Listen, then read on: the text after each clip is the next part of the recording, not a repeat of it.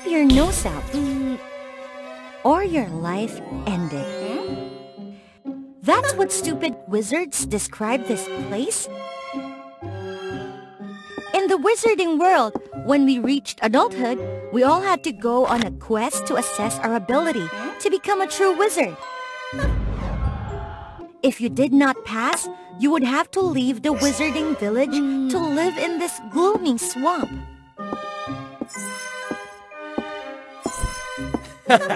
So you're so bad that you were sent here? I'm Akasha, the ultimate teenage dark wizard of all time. I'm just kidding. What a hot temper. Wait for me. I want to go to the human world with you. So what is the quest to access a wizard? Help people make their missions come true. Huh? I remember you have no love for humans. Just wait and see. It'll be fun.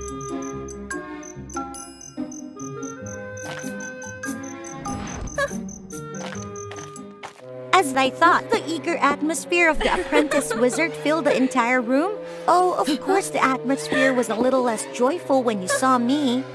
Before taking on the quest, those adorable little wizards would be given a sorting hat.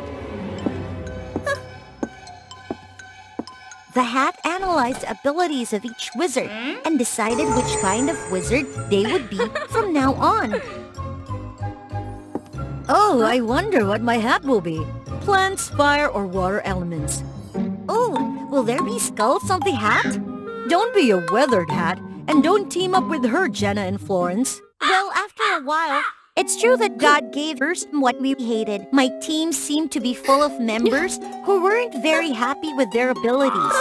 Our mission was to help a human harvest new crops and drum new seeds.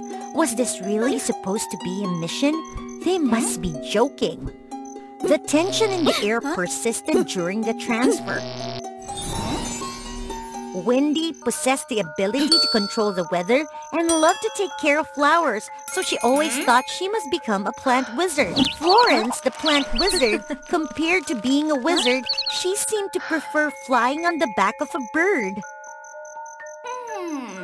Finally, Jenna was a timid, fragile little girl.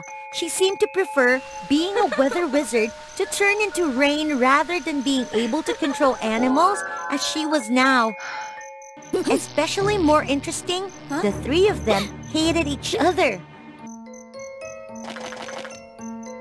Did you guys find this mission too easy for us? I could smell it. They were about to do something great. That is obvious, Harvest. Isn't this something anyone can do?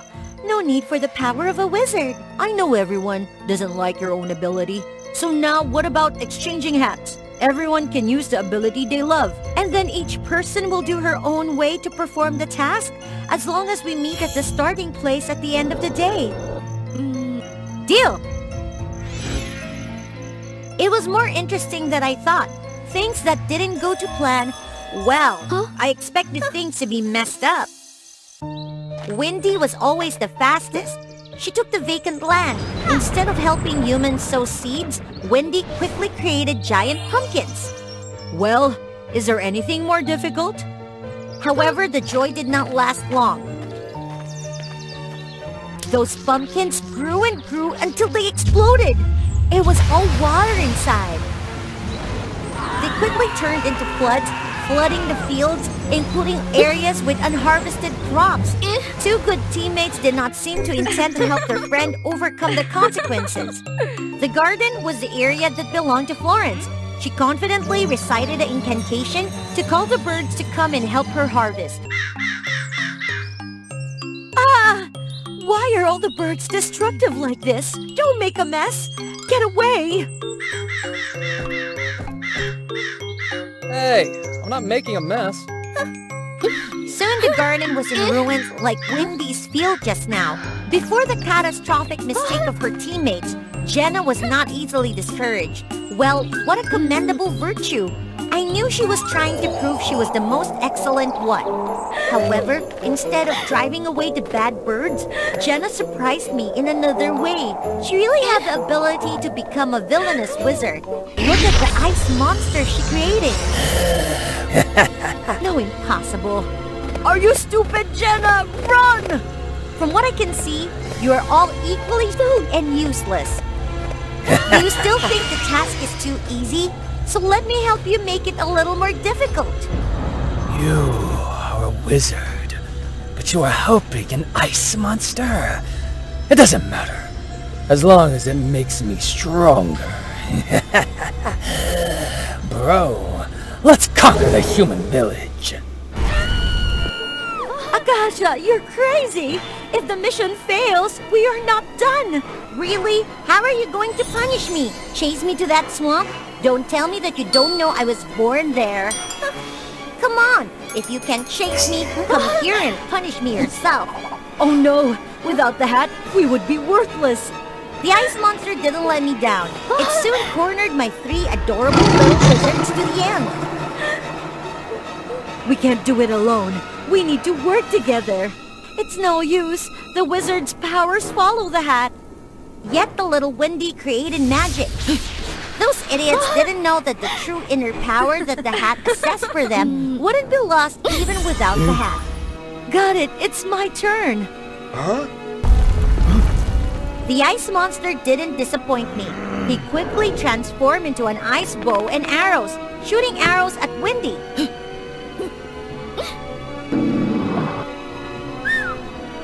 Oh no, he was not as agile as I expected. The light Wendy created grew more and more intense, causing the monster to scream in pain, his outer ice armor slowly melting. The time to watch the drama ended here. I still had to handle them myself.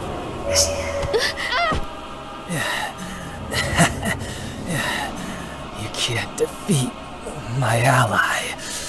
Great! I know they're nothing compared to you. Come on, Dark Wizard. What are we going to do next? Look at those pathetic little brats. How dare you ruin my ice armor? See how I punish you. Idiot.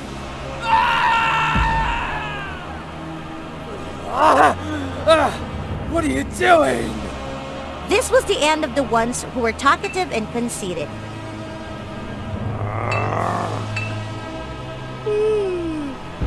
It was time to go home. Oh, I forgot. If you don't want to come to Gloomy Swamp to meet me, hurry up and clean up the mess.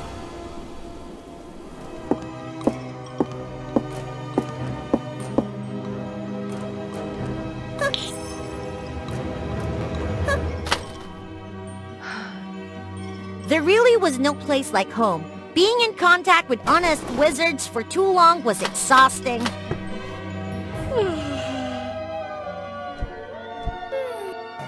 Traitor! What do you really want? I thought we were villainous allies. Ally? I remember I never said I would be on your side, right? Villainous? It sounds good, but half-baked villains like you annoy me too much. It would be better if your ambitions were as limited as your intelligence. Oh, my dear friends seem to have achieved their goal. Why do you make me stronger? Don't you think wizards love to care for others and like to work redundantly? No pain, no gain. Humans are starting to rely too much on wizards just because wizards are always running to help. That's not helping. Obviously, they were making humans be weaker. Besides, the group of apprentice wizards had friction at the beginning, and there were too many contradictions.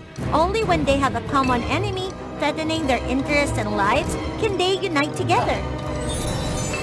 Liar! You dare to use me? If I can't get out, let's see if you can still be as cocky as you are now.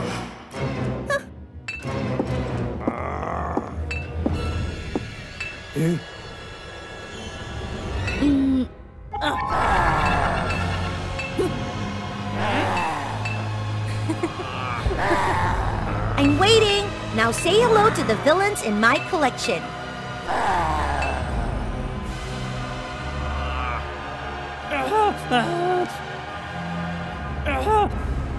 In the kingdom of the peacocks, a most peculiar phenomenon unfolded. The twin sisters, Melody and Umbra, shared not a single similarity. Melody, the elder sister, was exceptionally beautiful. Her tail adorned with the radiant hues of 7 colors. Umbra, on the other hand, had an unsightly tail that bore a striking resemblance to that of a crow. Look at the dark peacock! Why did such a difference exist? Subscribe to WOA Fairy Tale to find the answer. Within the birthing chamber. The queen had given birth to 2 princesses, not 1. The situation was dire. Desperate efforts were made to save the queen, but alas, they were in vain. The peacock queen passed away, leaving behind her 2 infant daughters. Dissimilarities between the sisters extended beyond their appearances. Melody possessed the graceful art of dance, her 7-colored tail unfurling beneath the radiant sun.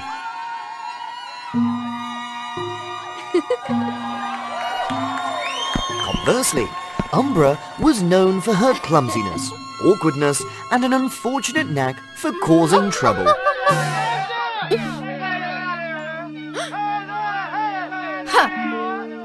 Melody delighted in exotic delicacies, while Umbra harbored a fascination for insects. Each time, Melody would express frustration and scrutinize Umbra. You must train to comport yourself as a distinguished peacock and abandon these strange dietary habits. Don't force me to comply with your wishes.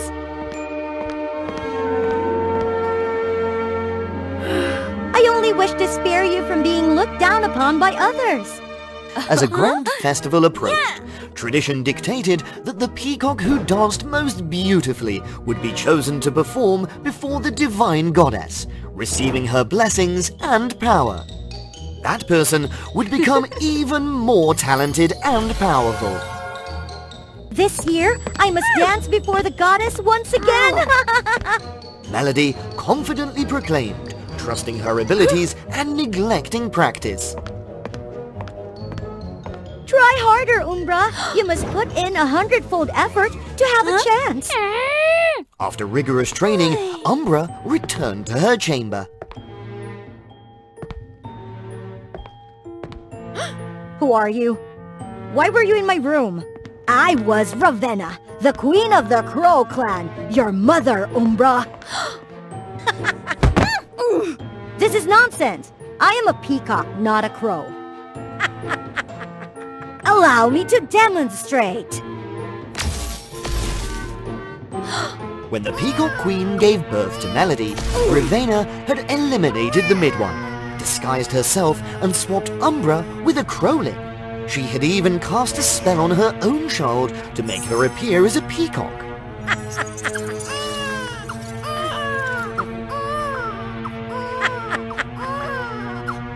She herself was the one who spread the rumor that the queen had given birth to 2 princesses. Thanks to you, I could now carry out my revenge plan. Why did you go to such lengths, Mother? The peacocks were always favored and praised, while the crows were at the bottom of society, treated unjustly. To overthrow them, I needed the power of the divine gem. And you were the one who would wield it, Umbra. So my lack of resemblance to Melody was due to not being from the peacock lineage? As Melody continued to be harsh and critical of herself, she found herself ridiculed by others. I vowed to make them all pay. Who is Umbra talking to? Umbra! It's late. Go to bed quickly so you regain for the competition. Stop standing there babbling. I must become the most beautiful dancer. Was I too harsh? On the last day before the grand festival, Melody began her practice. She noticed Umbra in the distance, secretly observing her. Umbra, don't hide. Come out. Anyway, I was the chosen one. But to make you completely admit it, we better compete against each other. Fine, let's see. Melody began her first dance steps. Strangely, her legs felt stiff, no longer as agile and graceful as before. Melody fell and tried coming back to the dance, but her body no longer obeyed her commands. She had been too overconfident and negligent in her training. It was Umbra's turn, and she glided gracefully across the ground like a gentle breeze. Umbra had improved a lot. However, Melody's elation turned to shock as everyone cheered for Umbra. They believed Umbra was the chosen one for the performance, while Melody was seen as inferior. This feeling was terrible. I used to employ this negative approach in the past, hoping that she would improve, but unintentionally, it made Umbra feel pitiful beyond measure. I'm sorry. I had been too harsh on you, only wanting you to be strong. Umbra, forgive me. Umbra saw her elder sister in a pitiable state. She wiped away Melody's tears, also realized that her revenge mission was not complete. The night of the festival arrived as predicted, and true to the forecast, Umbra was chosen to perform before the divine gem. She gazed at the gem, her eyes as if wanting to devour it. Umbra began to dance.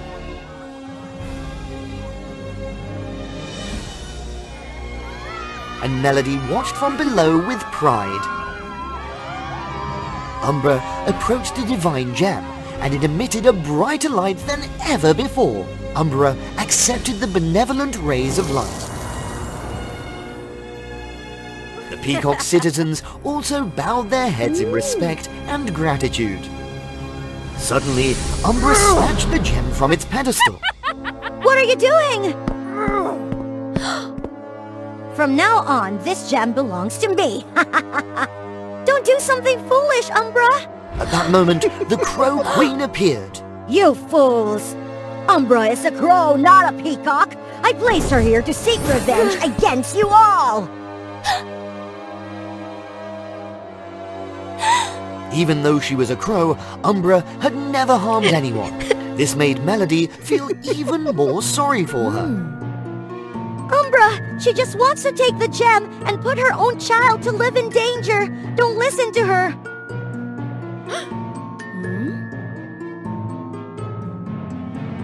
Get out of here!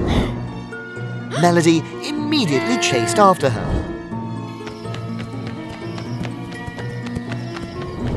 Stop! If you know what's good for you, don't stand in my way. I don't need anything. Just please don't take my only sister away. Raveena, furious, struck Melody. Please, Mother, spare Melody. After all, she had taken care of me since childhood.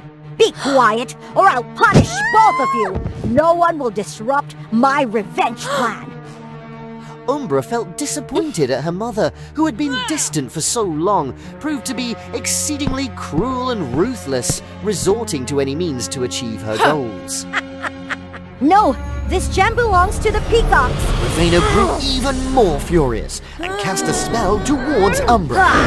Melody quickly unfurled her peacock tail to shield her sister.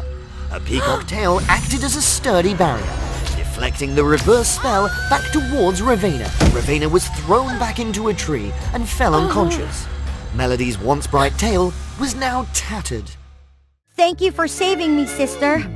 No matter what happened, you were always a member of the Peacock clan. Both of them returned the gem to its original position. As for Raveena, she was imprisoned in the darkest dungeon, paying for the mistakes she had made.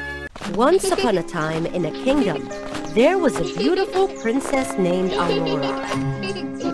Aurora was deeply loved by her father. He taught her archery, horse fighting, sword fighting, with the hope that when she grew up, Aurora would become a benevolent and brave successor. Unfortunately, the older Aurora grew, the more lazy she became. She ordered the servants to do everything.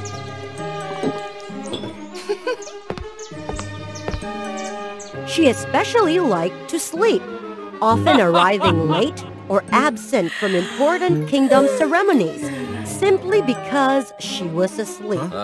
One day, Aurora was sitting on a palanquin to go to the temple of the goddess Thera to attend an important rite of sacrifice in early spring. Then suddenly, she saw an amazing light in the house far away. Aurora was attracted when she saw the mysterious house, and she didn't want to go to the boring ceremony. So she thought of a way to escape without being disturbed by the guards. Stop! Stop! Go back to the palace and get me a snowflake-shaped hairpin. Without it, I wouldn't go to the ceremony. Hurry back and get it. I'll wait here. The soldiers hurried back to the palace, and Aurora quickly followed the emitting light and stopped in front of a small house. Hello, dear Princess Aurora. I have been waiting for you for a long time. I would like to introduce myself. I am Miam, a powerful witch who has the wish orb. This orb says that you always want to sleep comfortably without being woken by anyone, right? I will help you make that wish come true. You will sleep as much as you like, and when you want to wake up, just call my name 3 times. The more people I help achieve their wishes, the more powerful this orb will be. Come on, Aurora. Are you ready? Sleep as long as I want? How great! Whenever I want to wake up, I just call her name. I have nothing to lose and can sleep comfortably. Okay, this orb is so wonderful. How can I refuse? Come on, touch the orb and think of your wish. So Aurora was tricked by the witch into the world of sleep without knowing that she was a cruel person who stole people's time so that she could become younger and more beautiful.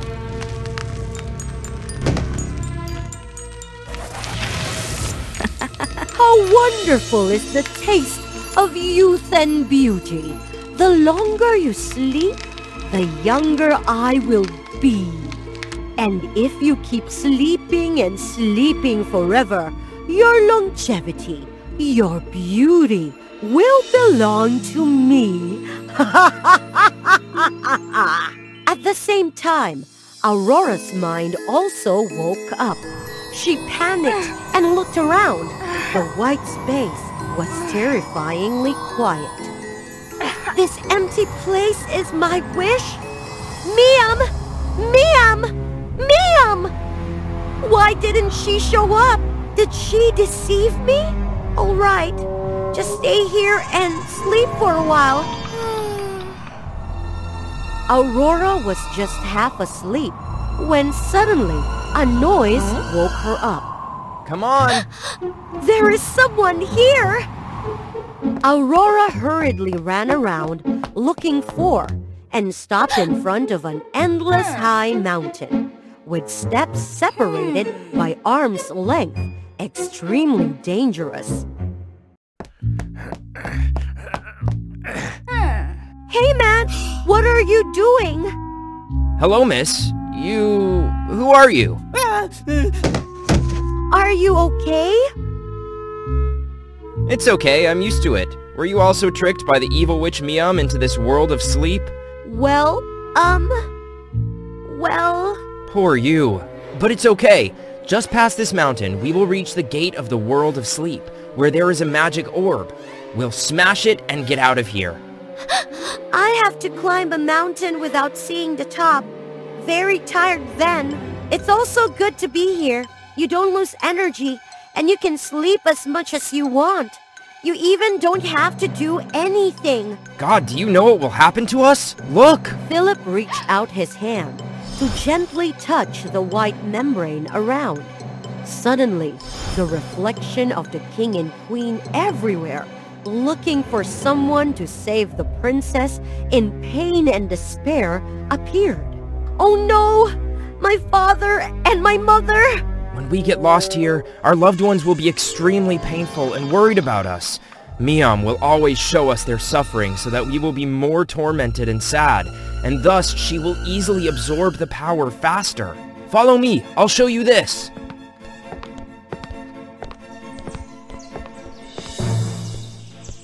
Look, when they get lost in this world, they're all young boys and girls like us. But because their will to escape is corroded, their beauty and longevity have been absorbed by Miam. If we keep procrastinating and enjoying this magical sleep, we will be just like them. Oh my God! Is that true? I'm getting old! Quick, get me out of here! Please! Okay, let's cross that mountain together. Set foot on the gate of this world. On the way, they met an old woman leaning on a cane with a tired face collapsed on the side of the road.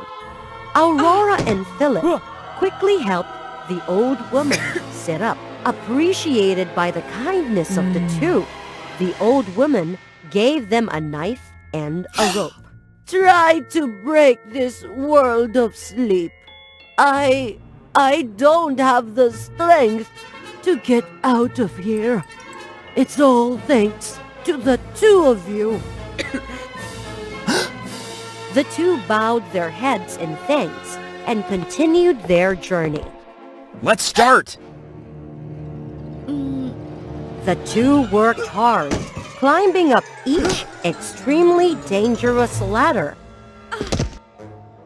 Oh, your physical strength is quite good. Well, I was taught martial arts by my father from a young age. There is not a mountain in the kingdom that I have not yet conquered. But because I was lazy, refusing to learn martial arts, so my health is a bit weaker. If only I had worked harder, I wouldn't have been tricked by Miam. So what did she say to you? She said I would be able to sleep as much as I could, and just call her name 3 times to wake up. Who knows? It's okay. I was tricked by her too. She always pretends to satisfy all the unreasonable desires of people to push them into this place, which is very dangerous. That I'm too lazy. I have betrayed my father. It's okay. You're changing for the better. Take a look down at how far you've come. Wow! We're almost there! Suddenly, there were a lot of small stones fell from the top of the mountain, causing both of them to be surprised. Aurora almost slipped and fell. Take this, Aurora! Help! I can't give up! It's almost there!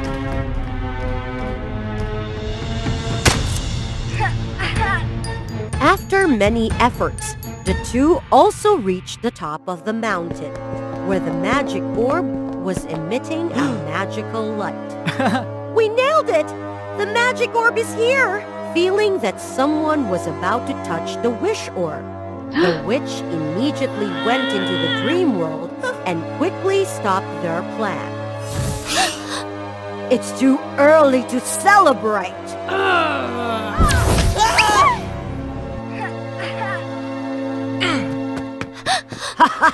Who do you think you are?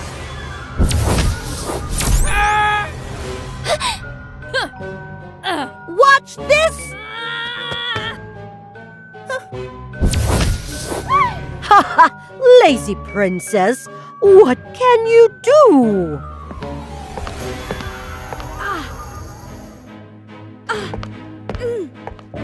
Stay in this world of sleep. You just need to rest without doing anything. No one will call you to study or practice swords. How leisurely. I won't have to do anything. Just sleep. Aurora, wake up! Don't let her charm you! Aurora was clutching her head in pain. Philip's call seemed to wake her up. Childhood images kept appearing in her mind. Why? I ended up like this! What should I do? The witch took the opportunity when Aurora was struggling in pain, hastily sucked Aurora's lifespan, causing her to quickly become old. No! No! I definitely won't let you two down! Childhood memories reminded her of her old self, who was extremely strong and always working hard. She seemed to wake up, realizing her true self was not what the witch said. No one can steal anything from me without my permission! I'm going to destroy this stupid world! Ma'am, take this!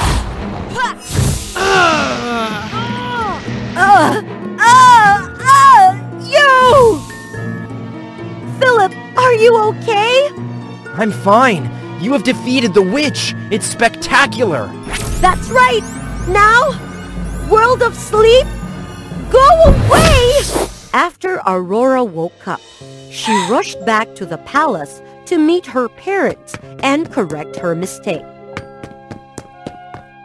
I'm sorry, you two. I betrayed you two. From now on, I will change, become a worthy successor. From then on, Aurora practiced swordsmanship, archery, and reading. She often disguised herself as a commoner to go out of the palace, visit, and help the people. Once, she ran into Philip again when she was leaving the palace. Philip? Is that you? Right, Aurora. I didn't expect to see you again. Later, Aurora became the queen to rule the kingdom, and Philip became a general, Aurora's right-hand man.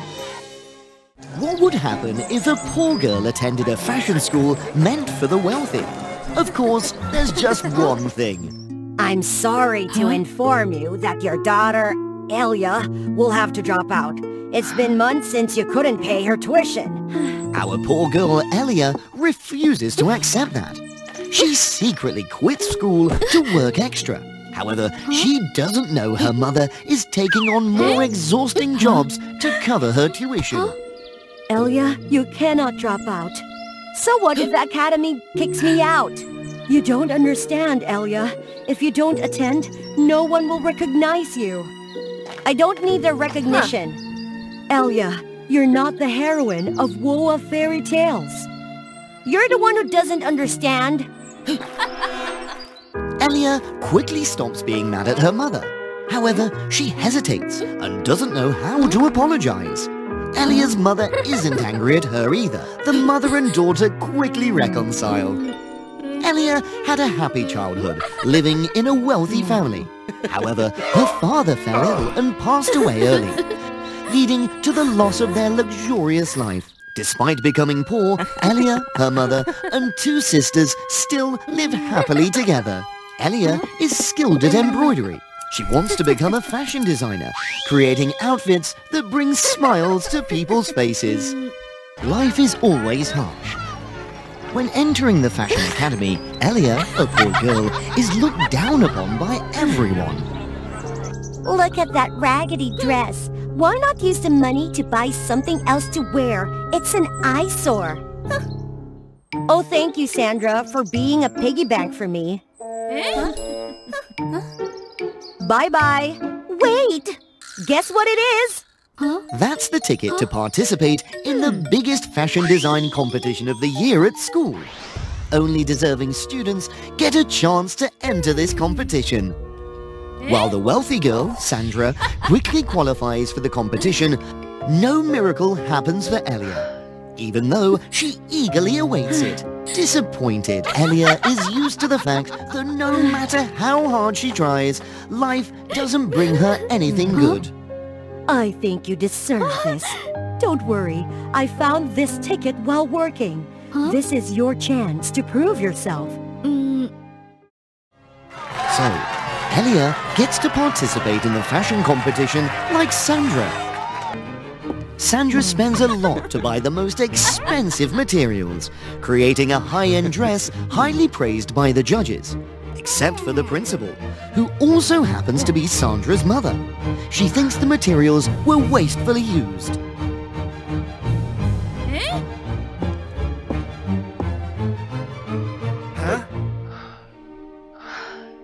In contrast to Sandra, Elia's dress is made from leftover fabrics. Although charming, the judges feel it doesn't fit the elegant design criteria. I believe Elia's dress has exquisite sewing and design techniques, the best among today's contestants. Thanks to the principal's support, Elia advances to the next round. However, this hurts Sandra's feelings. Before the second round, Elia's confidence plummets. She doesn't know how to please the judges. Elia, just be yourself. Thanks, Mom. Encouraged by her mother, Elia quickly finishes her dress.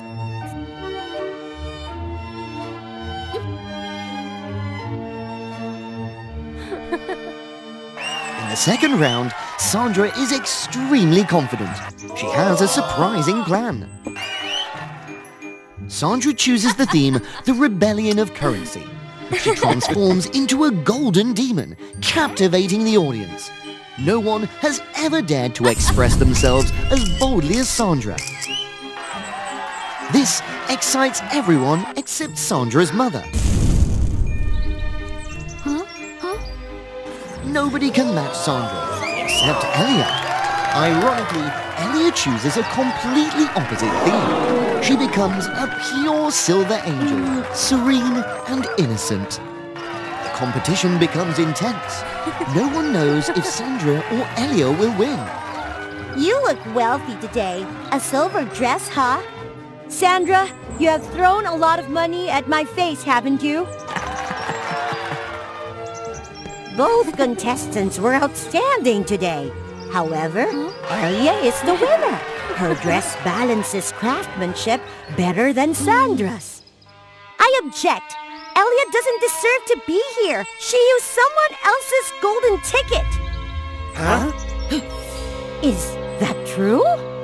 Yes, it is. It wasn't mine. I'm truly sorry. For using someone else's ticket, Elia is disqualified. Heartbroken, she runs off the stage, into her mother's arms, and leaves. On the other hand, Sandra's mother isn't pleased with her daughter's actions.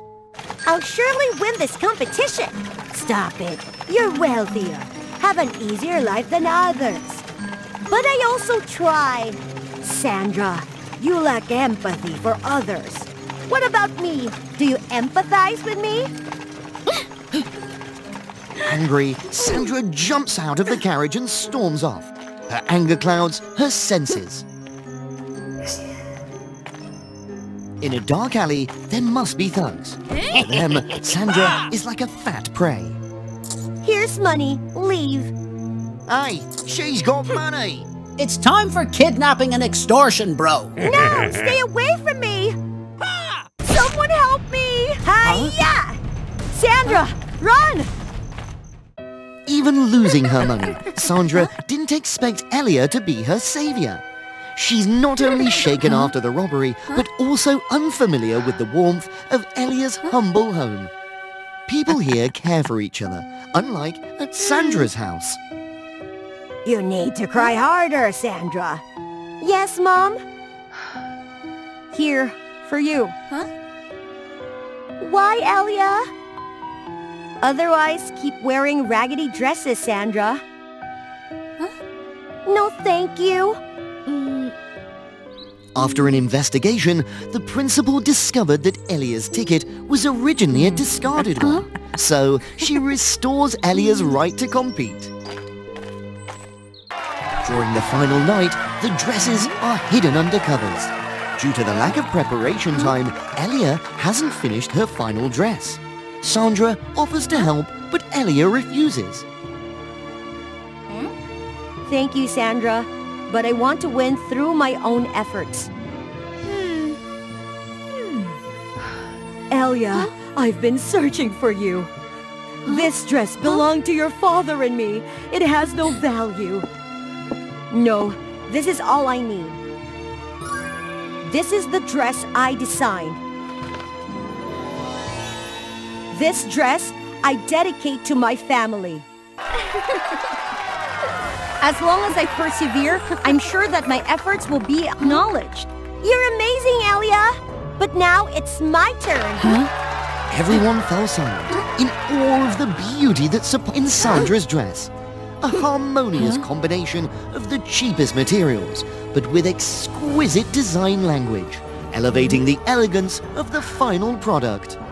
This dress, I want everyone to wear it. The rich, the poor, as long as everyone is happy. Elia, I dedicate this dress to you.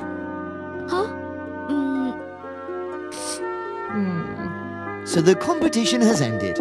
Ultimately, Sandra emerged as the winner. Nevertheless, Elia accepts this outcome. She quietly leaves the stage, awaiting her fate. She'll have to drop out of school.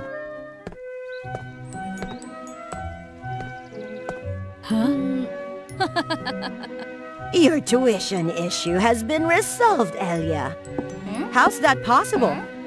Because I paid your entire tuition for you? Sandra, it's not that I look down on your poverty or inability to pay tuition. It's just... I bought your dress design. It's quite beautiful. Don't play the pig to eat my money. Thus, everyone was happy.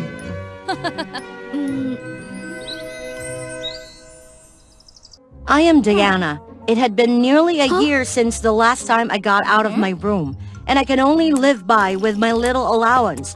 Because after many times of breaking up and being pranked by my colleagues, I don't have enough courage to go out there and contact with anyone.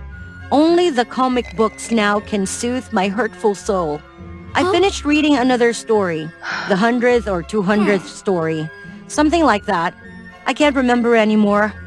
The author of this book really pissed me off. He made a character with my name become a villain, Princess Diana Astor. She had everything, except for the intelligence. She was foolish. She made it all the way to fight for a prince which didn't love her. Then she had to pay a dark price for it. If I were Diana... Wait, what? Is it blood? My head aches again. This condition of mine lasts for so long, but I don't even want to go out to the hospital. Princess? Princess, are you all right? What's happening? Where am I? Thank God the princess woke up! That stinky slave dared bump into you insolently. Please punish him hard. Why does she always call me princess? That background is so familiar. I probably saw it somewhere. Princess Diana, are you all right? Please forgive me for not being able to control that insolent slave. He just called me Princess Diana? Is there any way, by somehow, I went to the book and became Princess Diana Astor, the daughter of Count Astor, the wealthiest person in this kingdom? Great! Now I just have to enjoy that wealthy life and don't have to scare off anyone who will bully me. If you're all right, we just quickly come back and prepare for the tea party this afternoon? Right. Everything will start from this tea party. Diana will meet Prince Basil and fall in love with him, but he only loves her cousin Selena. No. It's really hard to have a wealthy life. I won't let it end up so soon like this. That if I don't meet him, the tragedy will never happen. Senya, bring all the gold in the vault here. All of the gold? But for what? Today I will go to charity. So, how about the tea party? I won't go there anymore. Right, about that servant. Buy him back and free him. Unbelievable, too much gold. Even if it's just half of a vault. I spent all day to give them away. But it's not over. And the Astor family still has 20 more vaults. Even I knew before about the wealth of Astor family. But I am still astonished when seeing that huge amount of gold. Princess? The Count has just come here to see you. What? Why does he come here? That circumstance wasn't mentioned in the comic book. Are there new things happening when I don't follow the storyline? Maybe he came here to blame me for not attending the tea party and even wasting the gold? What should I do now? Or I just admit first and plan later? Diana! My count! I mean, my father! I'm sorry for not attending the tea party and wasting your money. What did you just say? I'm sorry for... No, before that, what did you call me? My father. That's it. It's been so long since the last time you called me father, my good daughter. And how about... Oh, if you don't want, you don't need to go there. And when you gave away the gold for the citizen, you did a very good job. The fame of Astor family will be spread further, and it's good for our other businesses. You're really matured, Diana. Your mother in heaven will be proud of you. Yes, father! All right, it's also late. Get some rest, my daughter. I forget that the Count really pampers Princess Diana. Maybe that's why she's so uncontrollable. If so, I can enjoy the life here comfortably. It has been nearly a year since I became a wealthy and powerful princess from an ordinary girl. For avoiding the prince who can make me, or Diana Astor to be exact, ruin her life, I have to make myself busy with many different works. Thanks to that, I can also make many important relationships and businesses, which are really helpful to Astor family. Now I'm on the way back after attending a diplomatic party at the suburb area. I'm really eager to see the emotion of the Count when I have just brought him a couple of big contracts. What's wrong? Why do you stop? We haven't arrived yet. Who are you? What do you want to do? Who are those people? Why do they want to arrest me? Is this a kidnapping? Princess! They won't harm us, right? Rest assured, maybe they just need money. Hello, my noble cousin. Selena, why you? For a long time, I haven't fought anything with you. You are about to marry Prince Basil. What do you want from me? It's just because you don't fight for anything with me. Because you became a better person. So I have to do this terrible and evil thing. It's you who has to do those things, not me. Are you crazy, Selena? You really miss a day when you're nothing, right? Right. Although being born in Astor noble family, I'm just your shadow. I have no power in my hands. I just can show my weakness for being protected by others.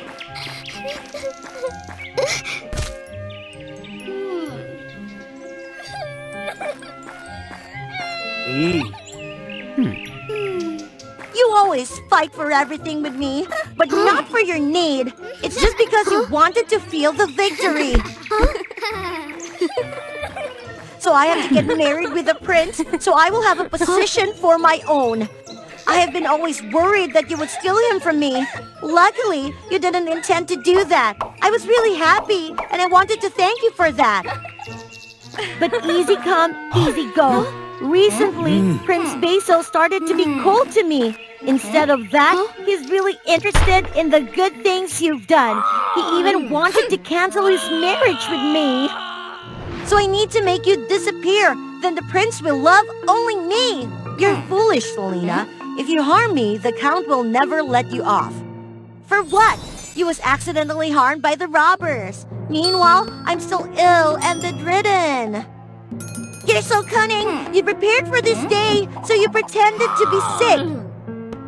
Enough talking. Goodbye, my beloved cousin. Just do it. Why can't it be? I tried everything just to have a peaceful life. Why do the life always be unfair with me like that? Capture them all! Princess, there's someone who came to rescue us.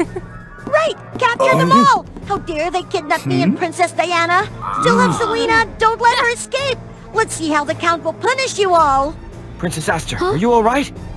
Who are you? Why do you know me? I'm Prince Galvin from the neighboring kingdom. Do you remember the slave that you saved from a year ago? You are that slave? But how could everything be like that? A year ago, I traveled everywhere to discover new things. Unluckily, I was robbed by bad guys. They even sold me to the traffickers. If that day you didn't save me, I'm afraid... Luckily later when I was on my way to the city, I discovered and stopped their intentions. Right. In the comic book, I remember that Diana that year punished that slave. Later on, when he was the prince again, he came back and punished Diana, along with Prince Basil. Fortunately, I felt pity and freed him that time. Then I can escape from this dangerous situation. Thank you for saving me, Prince! I just returned you favor before. It looks like your hand has been wounded. Let me help. Under the protection of Prince Galvin, I could come back home safely. I hand over Selena to Prince Basil as a favor for her. The prince might be gentle to her. If the Count knows it, a daughter maniac like him, I don't want to think about the consequences that she will have to suffer. Princess! Princess, it's not good! Huh? What makes you so panicked? I just heard that the prince had taken away the noble honor of Selena and sold her as a slave. No way! Quickly stop them. Don't let them sell Selena. I will go and see the prince to ask. In the end, what kind of person is Prince Basil? Isn't that he is a person who values relationships? Why could he be so cruel? Oh, it's my pleasure to be visited by Princess Diana Astor. How could you be so cruel? No matter what happened, Selena is a noble girl from Astor family. Are you trying to end up her life while making her become a slave? I don't have any other choice. I just abide by the rules. But if you're warm-hearted like that, I will let you decide, okay? Stop talking about it. I have a more important thing to discuss with you. It's about our wedding. What? Which wedding? Sorry for not having the chance to tell you. Royal family and Astor family had an arranged engagement before, but you always avoided me just because of that. Selena had the chance to approach me, but I don't have any feeling with her. I just admire you, my beautiful and talented Princess Diana. There will be no engagement here at all. I will never marry you. I have nothing to do here. Goodbye. You make me feel hurtful, Princess Diana. What do you want? Why do you block me? Of course, I want to marry you, and I think you are not allowed to deny Diana. What? A person looks exactly like me? I didn't really want to do this, but rest assured, I just let her replace you until the wedding finish. Anyway, I prefer your real personality. Bring Princess Diana back to her room to get some rest. Remember to watch her out. Unbelievable! What the hell is going on with this story? Is there any way that when there is no longer a main villain, the main characters also gradually change? My life from the real life to the book, why is it always bad? I tried to avoid everything. If so, this time I will try facing it!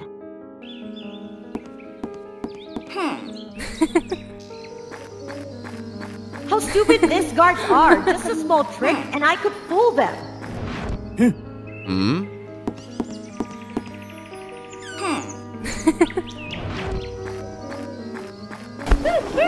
Let go of me!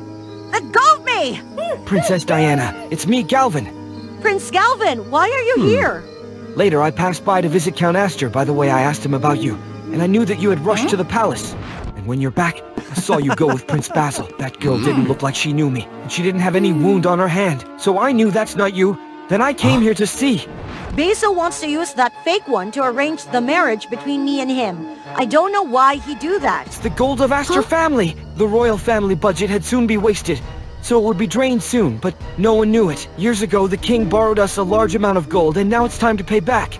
This time, I come here for that. So at first he aimed at Selena because he thought it would be easy to take advantage of her and get the gold. But Selena has no power in the family, so he determined to aim at me. We have to stop him quickly. Lady? What's up? Lady, wake up! Can you hear me? What's wrong? This is my room. Is there any way what I have just experienced is just a dream? But I feel that it was real. You all right? Later, the delivery man discovered that you had been fainted, so I had to enter your room without permission. Who are you? Oh, I'm Galvin.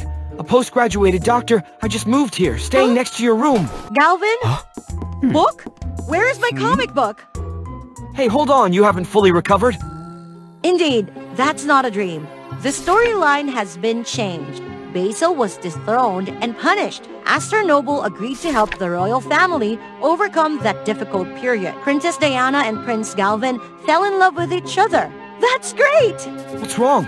I've just realized that avoiding is never the best solution. Then I will go out there and face it.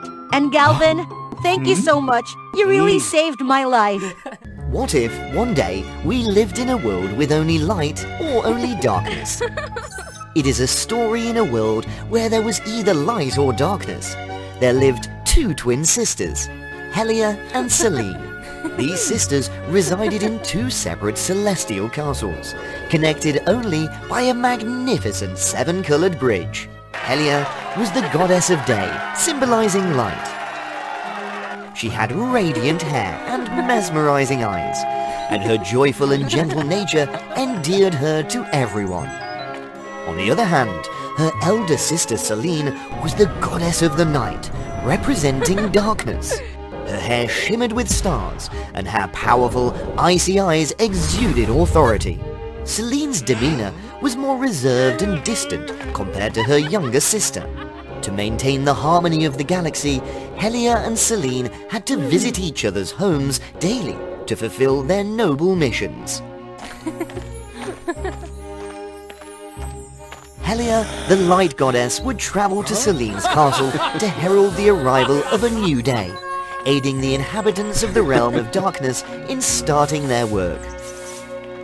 Meanwhile, Selene would visit her sister's realm of light, helping everyone to have a peaceful sleep after a long day of hard work. One day, a conflict erupted between the two sisters. Why are you pushing me so hard, sister? Because you're too weak to handle it, Helia. Both believed they were the strongest, and in the end, Helia and Selene angrily returned to their respective castles. And that's when the lives in both castles were turned upside down. Helia's castle was always shining brightly, with not a second given to darkness. Gradually, the gods grew weary and abandoned their duties, seeking places without light. Helia felt lonely without companionship and carried out all the tasks alone, reminiscing about the joyful moments spent with the inhabitants.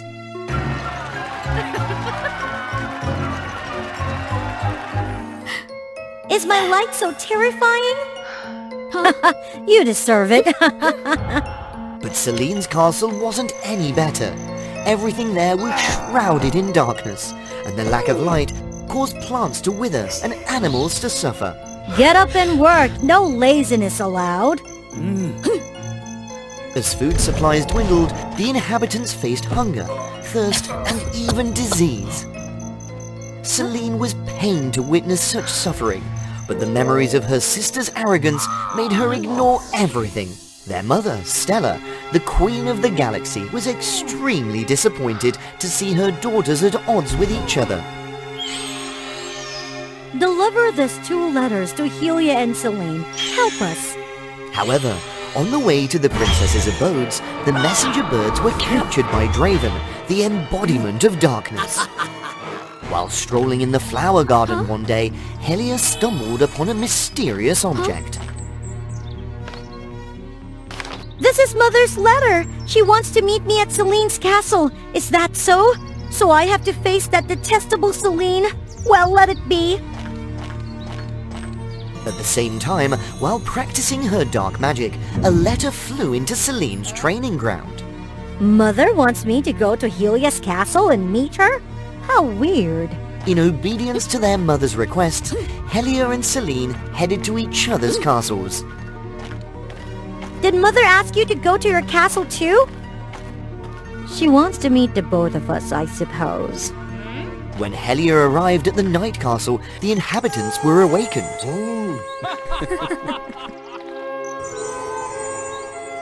Thank you, Goddess Helia! Wonderful! We have light again! It feels so fulfilling to help others. At the same time, when Celine arrived at the day castle, the inhabitants fell into a deep sleep they had longed for. Seeing the peaceful slumber of her subjects, Celine couldn't help but smile. I've never felt so happy before. It used to be nothing but irritation and annoyance. However, Helia and Celine had not yet overcome all their animosity to apologize to each other. Where's Mother? I have to meet Mother quickly. In their confusion, Helia and Celine felt their strength weakening. Surely, someone evil knows that our power will diminish when we leave our castles. We must hurry back to our castles! Only their mother, Stella, had the secret of that power. In the past, before the conflict, the sisters always discussed thoroughly whenever they visited each other's homes to avoid any mishaps. But somehow, Draven learned of this secret.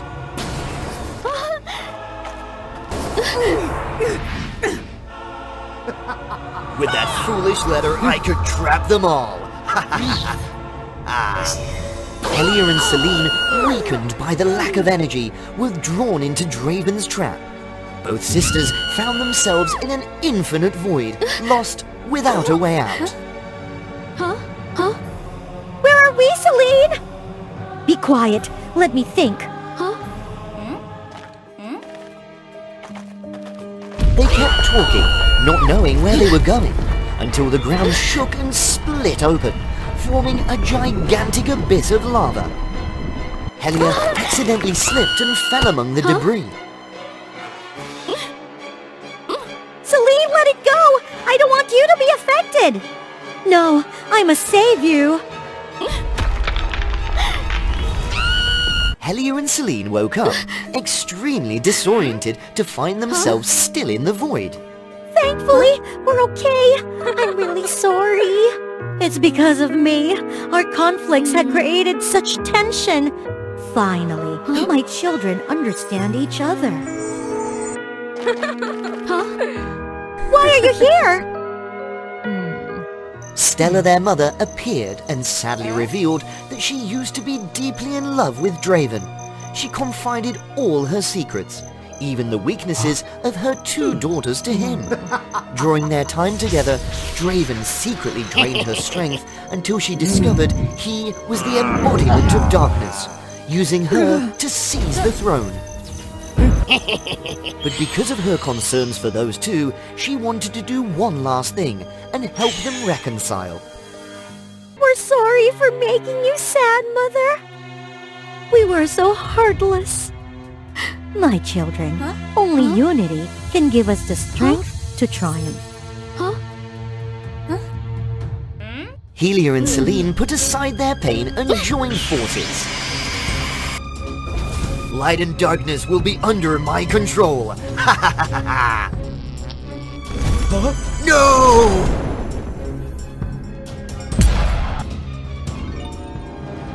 The two kingdoms rejoiced as their fears were finally dispelled. Helia and Celine now loved each other more and no longer envied one another for anything. The two kingdoms lived in harmony with the natural order, awakening to the crisp light and drifting off to the peaceful sleep in the gentle night. The story ends here! Once upon a time, there was an incredibly enchanting and romantic sea region, the home of beautiful and talented mermaids. They were beings that gave life to the great ocean and could communicate with all other marine creatures. That day was a really special day there, a day when they welcomed a new queen for the Enchanted Sea. Queen Serena was the most powerful mermaid in the Enchanted Sea, who was always respected by all for her kindness. Meanwhile, deep within the ocean, the Aquaman tribe was also holding a ceremony to crown their new king, the talented King Arthur. They had the power to control the flow of the sea as they wished. For ages, there had been a rivalry between the mermaids and the Aquaman tribe, each having unique powers, preventing them from overpowering the other. One day, a strange illness struck the Enchanted Sea, leaving the mermaids suddenly weak and tired. Blaming Aquaman for this, Serena was furious and determined to confront them. However, before she could reach their palace, she found Arthur on her territory. Arthur, the rumors about you were true! Heartless creatures! And here I was considering making amends with you! It's me who could say that! I thought you had changed, but it seems you were just pretending to be kind to hide your true nature. You poisoned my enchanted sea, and now you dare to accuse me? What are you talking about? You're the ones who poisoned it. If you don't provide the antidote, I'll cleanse this entire sea. Neither was willing to back down, so they decided to determine who the rightful ruler of the sea would be. Please, both kings and queen, stop! The cause of the poisoning is not the other party, but an ancient recurring illness that appears every 1,000 years. No, what about? Is there a way to save them? There is a way, but it requires both of you to cooperate. Only then can you retrieve it. Despite their strong dislike for each other, they had to join forces for the sake of their people. Following the Sea Witch's guidance, they ventured to the depths of the ocean to find the miraculous pearl, which held the power to cure that dreadful disease. To reach it, they had to swim through a poisonous coral reef. Serena remembered Arthur's earlier criticism of her people and couldn't resist playing a prank on him. Unexpectedly, Arthur's quick reflexes caused a small turtle nearby to bear her prank. Oh no! What did you intend to do? But we have to save the turtle first. It's just a few pieces of coral. That little guy will make it out by himself quickly. Those are toxic corals. If touched, they can cause swelling and even be fatal. And you wanted to push me in there? Huh? I'm not talking to you anymore. As Serena was figuring out how to rescue the little turtle, Arthur carefully stepped into the coral reef. He led the turtle out step by step to prevent it from being startled, getting hurt. However, as they were about to leave, Arthur unintentionally stepped on a piece of coral, causing it to make a loud noise, startling the turtle, which quickly swam away. And Arthur's hand touched the coral branch nearby. The poison made his hand swell, causing immense pain. He gradually lost consciousness. Despite her hatred for Aquaman, Serena felt partly responsible for Arthur's injury. Moreover, she also needed his help to retrieve the pearl, so she decided to use her powers to save him. After being cured of the poison, Arthur gradually recovered. He was surprised to know that Serena had saved him. On their journey, they didn't argue anymore. They worked together to overcome a long and treacherous path filled with fearsome sea creatures. Serena, with her extensive knowledge of marine life, pointed out their weaknesses. Then, Arthur used his strength to defeat them easily. Together, they vanquished all the terrifying creatures. Finally, they arrived at the location of the magical pearl, as guided by the Sea Witch. Upon obtaining the pearl, they immediately returned. The Sea Witch was waiting near the toxic coral reef. Finally, the two of you are back! I was so worried, so I came out here to wait. We've obtained the pearl. What do we have to do next? You've done it well. Now please leave the rest to me. The Sea Witch suddenly snatched the pearl from Serena's hand. What are you doing? You fools! The disease affecting both of your tribes was just a little trick of mine. My real purpose was to lure you to retrieve this powerful pearl from me. Now I will become the lord of this ocean! Then, she immediately absorbed the power of the magical pearl, and she began to attack Serena and Arthur. The difficult journey they had just been through had drained their strength. Arthur tried his best to use the last strength to resist, but he was gradually exhausted. It seemed like they would be defeated by the Sea Witch. A giant turtle suddenly swam up from nowhere and rammed the Sea Witch, leaving her dazed. During Arthur's battle with the Sea Witch, Serena had quickly used her powers to call the giant turtle for help. Then, seeing a toxic coral branch floating by, she came up with a plan. Giant turtle! Help me break those coral branches!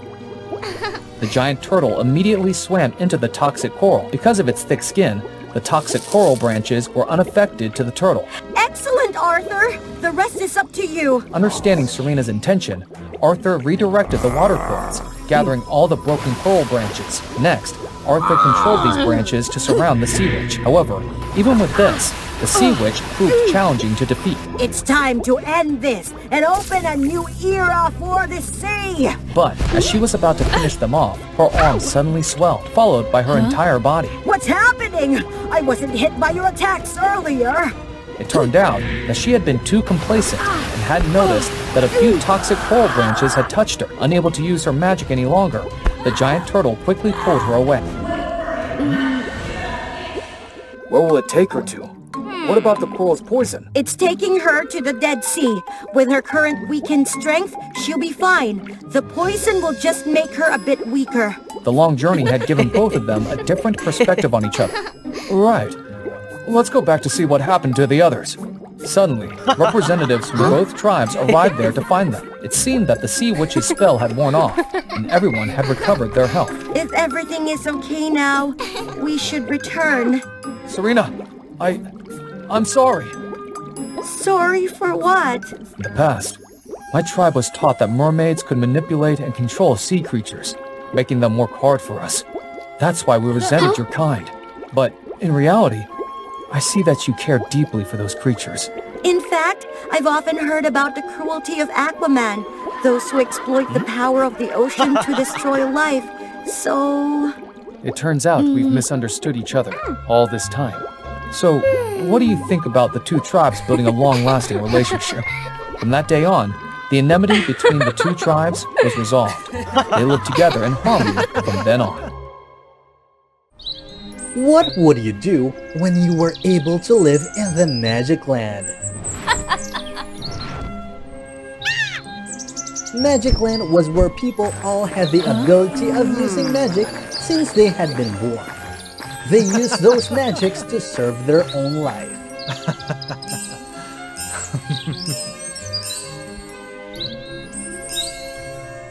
That day, Magic Land welcomed a new member. They called her Glenda. Since she was born, Glenda had owned a great magic power. When Glenda was 15, with her power, she left her peers all behind. Her power could even compare to the elders in the village. So that, the elders always worried that their position would be taken away by Glenda's power. By sweet words, they always advised her to control her power for not making people around her injured. Glenda believed that, so she tried her best to control it, prevent it from exploding, but her magic power would never decrease. They couldn't stay there and wait her to develop more. The elders came up with another plan. They performed some rituals to seal a part of her magic power. Although she didn't want it to happen, she still did it because she thought about the safety of the people she loved. When the ritual was about to be performed, Glenda's mother suddenly came and interrupted it. Stop it! You're not allowed to harm my daughter! We just seal a part of Glenda's power. We won't harm her. This is a necessary thing for all of the people in Magic Land. Mom, it's okay. I voluntarily do that. No, they're fooling us. A friend of mine who works for them heard that they want to take all of your power, even your life away. Being afraid that everything would be ruined, the chief of the village used his power to attack Glenda's mother. No! Mom! Perform the ritual, now! The elders immediately recited the mantra to control Glenda's powers. However, it's not enough to weaken her magic power. It seemed that the rage inside had made her power explode. The elders were all knocked out far away. Mom, are you alright? I'm alright. Afraid of being destroyed by Glenda, they had to bow down to beg her.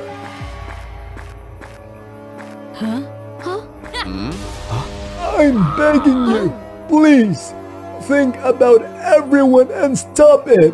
We will let you use your magic. I know a person who can help you become stronger, provided that you promise me you will never use magic here.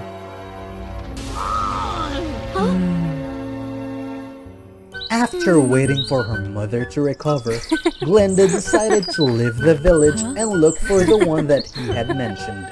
Because she knew that, if she had stayed there, everyone would also be scared of her, and she was worried that she would carelessly hurt someone.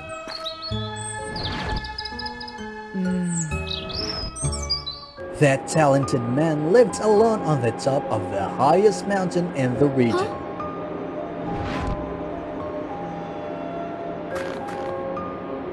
Glenda gave him the introduction letter of the chief of the village, and he allowed her to stay there.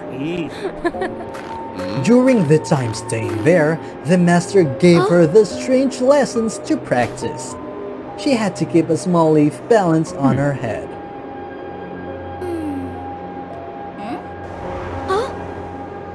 Run on the high piles, throw the magic balls into the center of the woods without breaking it.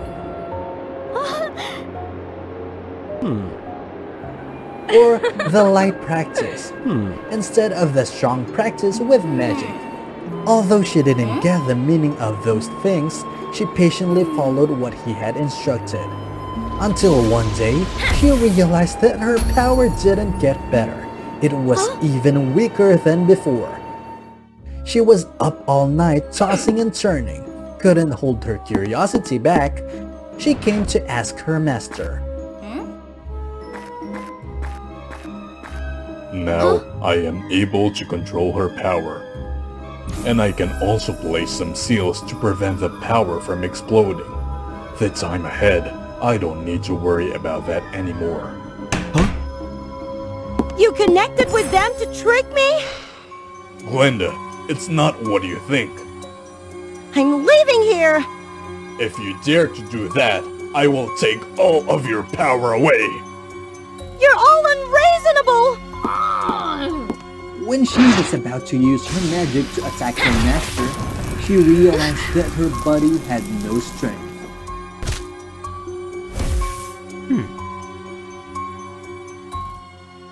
Glenda saw herself being detained in a room when she woke up.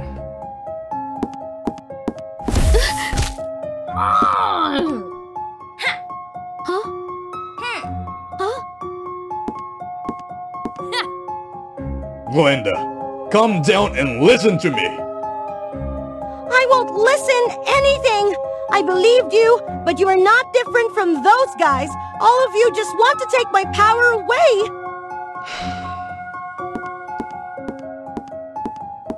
Every day, the master always patiently advised her, but she didn't listen to anything. In those days, she just tried her best to break all of the magic seals. In the end, with her intelligence and outstanding magic talents, she was able to break all the seals and got her magic back. And finally, she could break the door to get out of it. Hearing the noise, the master immediately went there to prevent. But her power was so strong that the master was also blown away and got his body injured. I will take the revenge. I will teach those selfish guys a lesson so they won't be able to disturb me anymore. In the silent night at the village, a loud noise woke everybody up. Everyone was all surprised when seeing Glenda. Feeling that she was there with no goodwill, they immediately attacked her. However, Glenda easily overpowered the elders. One after one was defeated by Glenda's power. I always listened to you, put up with you, but all of you just want to put me into the corner. Today, I won't forgive you anymore! Suddenly, she felt hurtful. The power that she had summoned was overloaded. Her body couldn't resist it anymore. Seeing that, the elders took the chance to eliminate Glenda. Luckily, the master appeared on time to prevent it. Glenda, you have to be the one who controls your power. Don't let it manipulate you. Remember the lessons that I taught you. Listening to him, Glenda naturalizes her power as what he had taught her before.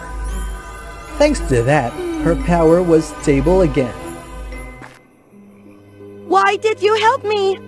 Wasn't that you connect with those guys to harm me?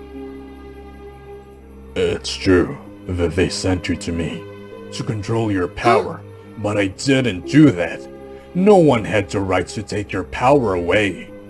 You did that thing! You made my power not grow anymore? Because I saw that if your power was too strong, you would hurt yourself. To unleash your power as you want, you should learn how to control it, then practice more to become stronger. I'm sorry. I misunderstood you for the whole time. I even hurt you. I'm alright, as long as you don't hurt yourself. Can I come back to learn more from you? Glenda, now I have nothing more to teach you. However, there is so many new things about magic out there in this world that I haven't even known. You're a genius. Don't let your talent be buried here. But what should I do when I get no one beside to instruct me? You are a kind and brave girl. I believe that you will know what you should do. Yes, my master.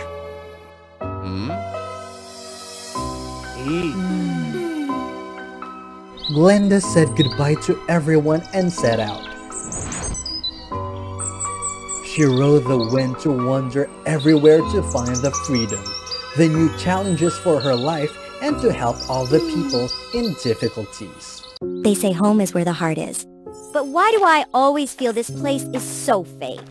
Out there, what is waiting for me? Subscribe to WOA Fairy Tale to continue following. 100 years ago, the myriad creatures lived happily in the forest. Tragedy struck when the forest deity mysteriously disappeared. In its place was a ferocious lava monster. It wreaked havoc on everything and brought a veil of darkness. The forest was no longer a safe haven. They spread rumors that the very monster defeated the forest deity and took his mystical heart. In the face of this sorrow, the skilled fox person Marwood helped them build a magical crystal kingdom. Thanks to you, Marwood. It's all thanks to the divine seed that the spirits bestowed upon me. Listening to Marwood, the myriad creatures stayed in this land. They believed that leaving meant certain doom. Every day they mined stone ore, depleting the remaining resources outside, all for the sake of the tribal leader's kingdom. And in return, a warm and happy life. Among these myriad creatures, there was a pair of unicorn spouses. Lately, the wife had been hearing strange whispers, urging her to escape. She ventured deep into the forest, acting as if enchanted. When the husband arrived, the mother had departed forever. Only a newborn child remained. In that moment, he swore to protect his daughter for a lifetime. Savannah, the unicorn, a child born of the forest, but not allowed to return. The mysterious origin of Savannah made her look different from other unicorns. They called her an anomaly, an orphan. She found solace in the trees outside. They were her closest friends. Come back quickly, Savannah. Do you know how dangerous this place is? But Dad! You're not allowed to come here anymore. I forbid it. Despite the prohibition, Savannah would often sneak out to read the ancient scrolls left by her ancestors. The unicorns used to live so happily with nature, didn't they? Savannah continued to grow. Luckily, she had a friend, the fairy bunny Hazel. Oh, how wonderful! Wherever you go, the birds follow. I don't understand it either. Look, I can even do this! But the strange occurrences didn't stop there. Savannah often had dreams of the forest, where she saw the divine seed that Marwood always guarded. Savannah decided to seek answers about herself. It's safe. Immediately, both of them were pulled into a magical, virtual world. Under the warm light of the enchanted forest, Savannah and Hazel frolicked freely on the lush meadows. The forest was truly majestic and poetic. These peaches are so delicious.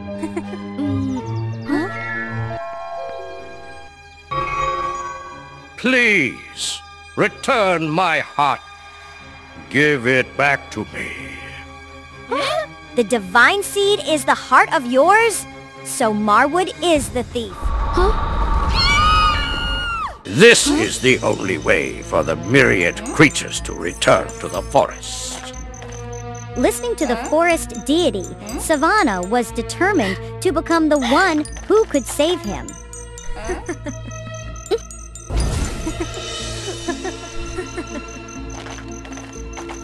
Little did they know that taking the divine seed also meant the Crystal Kingdom would crumble. The seal broke and the swamp creatures surged in, incredibly dangerous. Wait there! I'll bring the seed back! As soon as they set foot in the real forest, Savannah felt a surge of fairy power in her body. She unlocked a powerful ability to control plants. Watch this! The sky seemed to brighten as Savannah appeared, and the forest was liberated from the dark night. Following the guidance of the divine seed, they arrived at a dangerous mountain pass.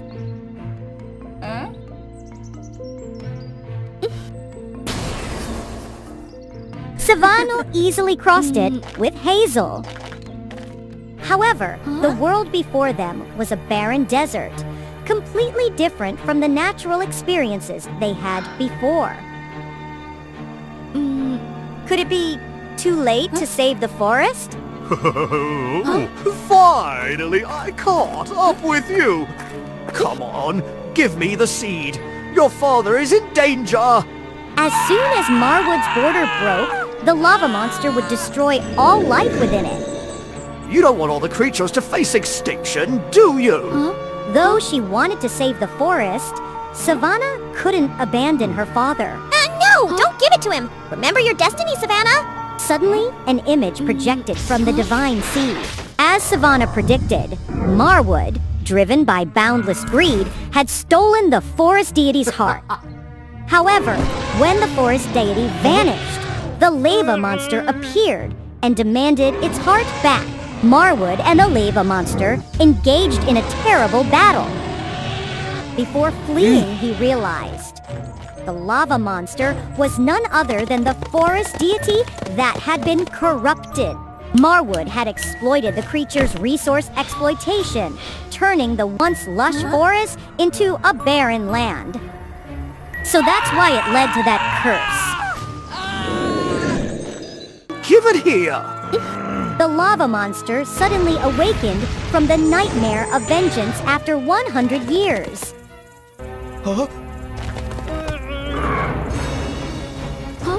Be careful, Savannah!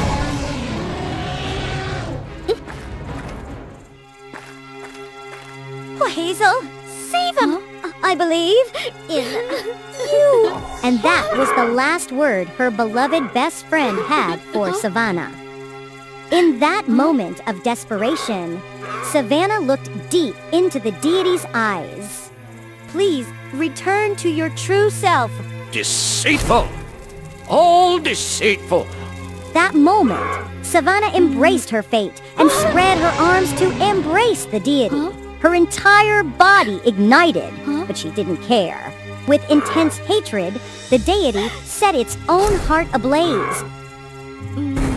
Just as Savannah was about to fight, she was drawn into the subconscious of the forest deity. In front of her were images of the past. Before I was corrupted, I split my heart in two. One half became the divine seed. The other half was guarded by the forest spirits. And I waited for the most empathetic and purest soul to give my heart to. You are the chosen one, Savannah. I can feel the heartbeat of the forest. The answer about herself that she had been seeking for so long. The past faded away, and a new vision appeared. Huh? Come on, Savannah, make your choice. Do you want to enjoy or challenge? Huh? Door number 1 will bring Savannah a comfortable life in the Crystal Kingdom. The forest deity will use its remaining power to let this land prosper for another 300 years. I will protect my family and all the creatures. At door number 2, Savannah will gain extraordinary power. Enough to bring the Forest Unicorn Tribe to a new forest. But this Oride land and the Crystal Kingdom will be forever destroyed, along with the creatures within. What will it be? I don't want to choose anything. It's too selfish. I just want to save you. Yes, I guessed correctly. You're ready.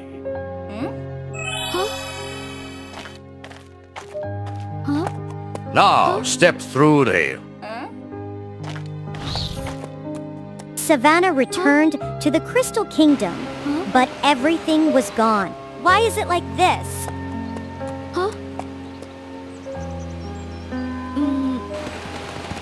From now on, this forest will be re-established. Let me become the new forest deity, my dear. I no longer have the strength, but I trust you. Savannah embraced the forest deity one last time, bidding farewell.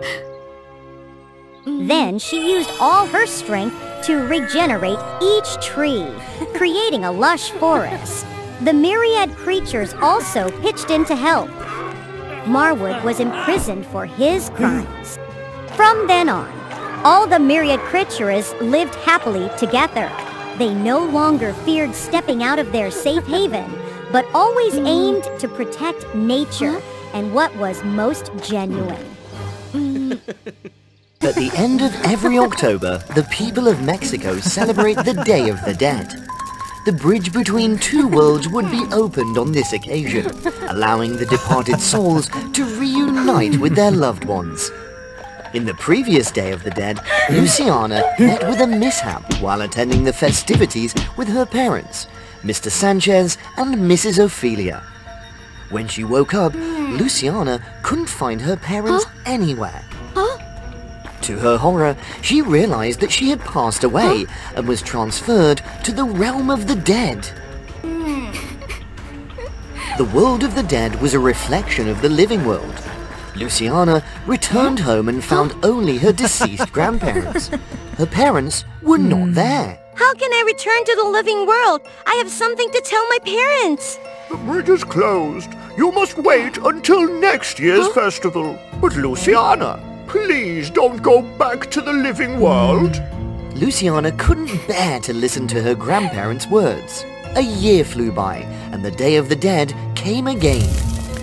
Young souls like Luciana had to depart before the older ones. Despite the obstacles, Luciana was determined to return to the living world. I can no longer stop you. Don't do anything that you will regret. I understand. Following the bustling crowd of spirits, Luciana arrived at the boundary between the two worlds. Hey, stop right there, young lady. Those with ill intentions toward their loved ones are not allowed on the bridge, and the Death Goddess sensed something in Luciana. Oh, I mean no harm. I just want to meet my parents. Please believe me. The Death Goddess wanted to test Luciana's heart. Bring me 3 items that evoke memories between you and your parents. Then I will believe in your sincerity. You must be quick, as the bridge will close soon. Luciana remembered a place closely associated with her mother Ophelia. It was her grandmother's restaurant. Luciana reunited with a deceased chef who reminded her of Ophelia's famous tacos. But no one knew Ophelia's recipe except Luciana. She tried to recall the times her mother took her to the restaurant. Gradually, Luciana remembered how to make the famous dish. And she remembered the times when her parents argued over Ophelia devoting too much time to the restaurant. Finally, Luciana succeeded in making her mother's famous tacos. So, she had the first item. To meet the deadline of the Death Goddess, she hurried to the next place, the bullfighting arena. Mr. Sanchez, Luciana's father, was a skilled bullfighter. Luciana easily found her father's bullfighting cloth there. When alive, she used to come here often to watch her father perform. Mr. Sanchez always mesmerized the audience with his talent. And like Ophelia, he became too immersed in his work, gradually forgetting his family. Luciana just wanted to leave this place quickly, but little did she know.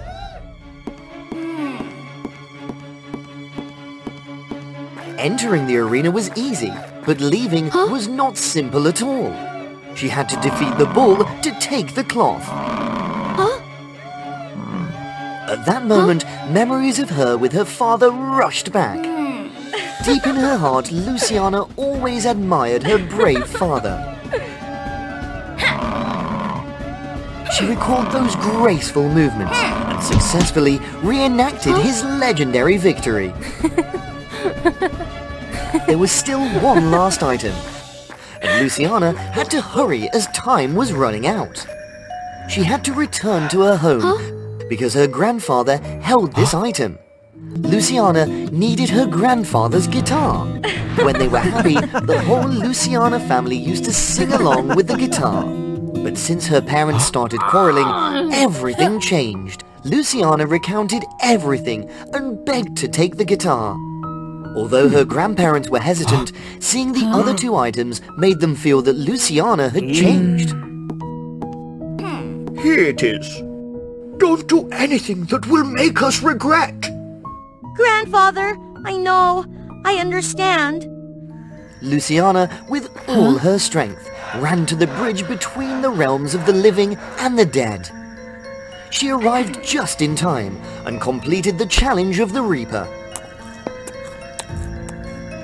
You can pass, but don't do anything that will make you regret. The words were just like those of Luciana's grandparents. If she wasn't mistaken, her parents would be gathered around her grave, which she had never seen before. And that was indeed the case. Mom! Dad! The Death Goddess was not wrong. I'm sorry. I'm sorry, my child.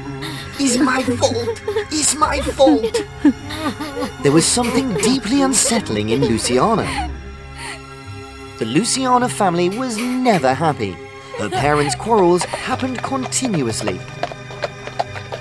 During the previous festival, they had quarreled while driving a carriage.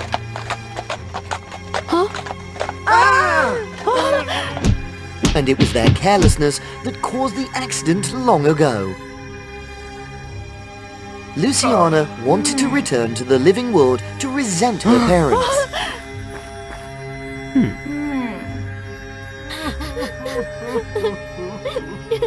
That was the evil intent that the Death Goddess mentioned. However, through the Death Goddess's challenge, the happy memories soothed Luciana's hatred. What Luciana needed to do was not to blame. I forgive both of you. Luciana freed her parents from their burden, and she freed herself from the pain of hatred. When she ascended to the living world, Amanda couldn't understand why she kept having the same reoccurring dream. Who is that sheep? Why is it so frightened? And why has her sister turned into such a wicked person? You fool! Animals don't talk silly, got it?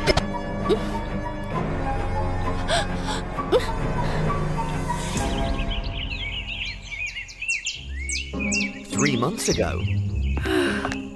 Princess, the coming-of-age ceremony is approaching. Aren't you worried at all about preparing for it?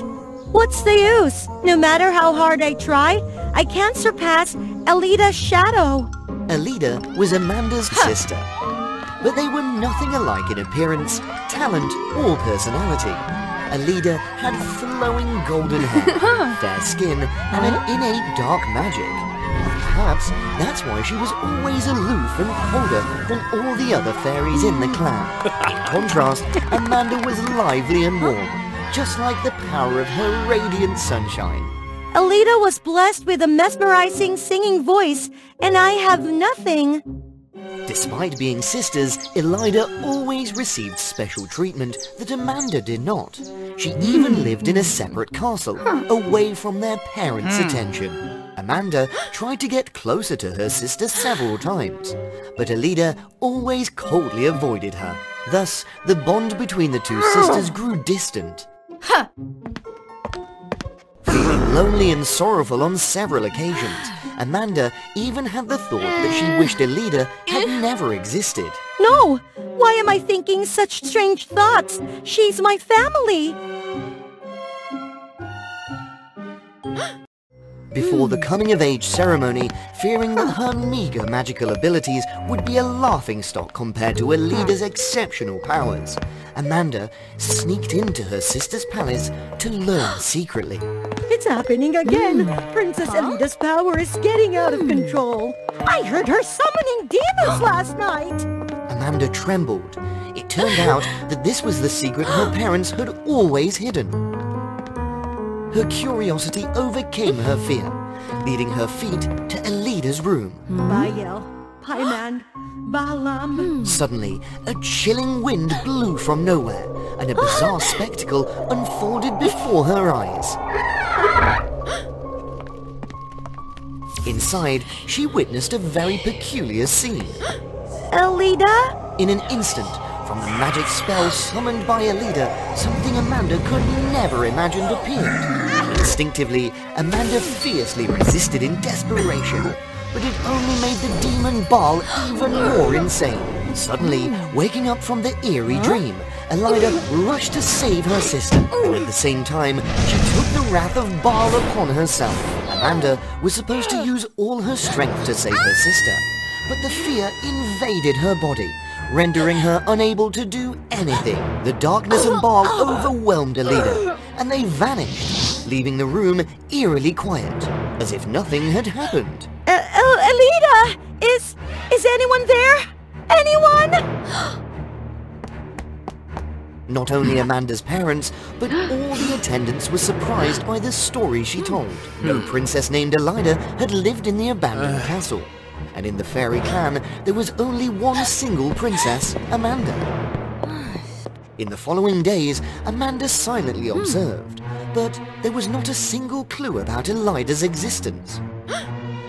During the coming-of-age ceremony, she became the only princess present. Did I just imagine Elida? But the pain in her hand reminded her of that horrifying night. The torment and regret for not saving her sister in time led Amanda to seek the mysterious castle.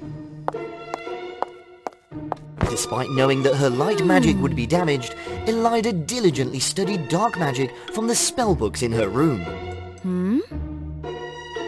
Wait for me, Elida! No matter what, I will bring you back!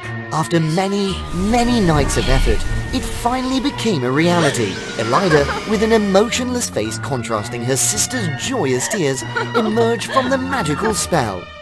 Strangely, this time, Elida returned to the castle where their parents and Amanda lived, no longer separated. Elida, have you been living here all along? Living here? Wasn't that always the case? Elida's preferences had also changed. She now wore a bracelet and could even eat apples, which she used to be allergic to. Then, a series of disappearances occurred in the castle, culminating right before Amanda's eyes. And with Elida's disappearance before, no one paid attention to any of the incidents.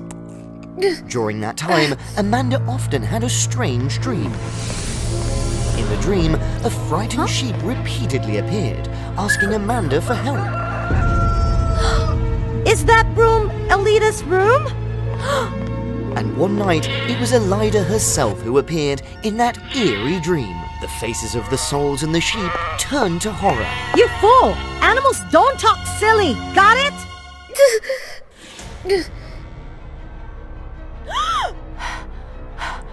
This time, Amanda was determined to get to the bottom of everything.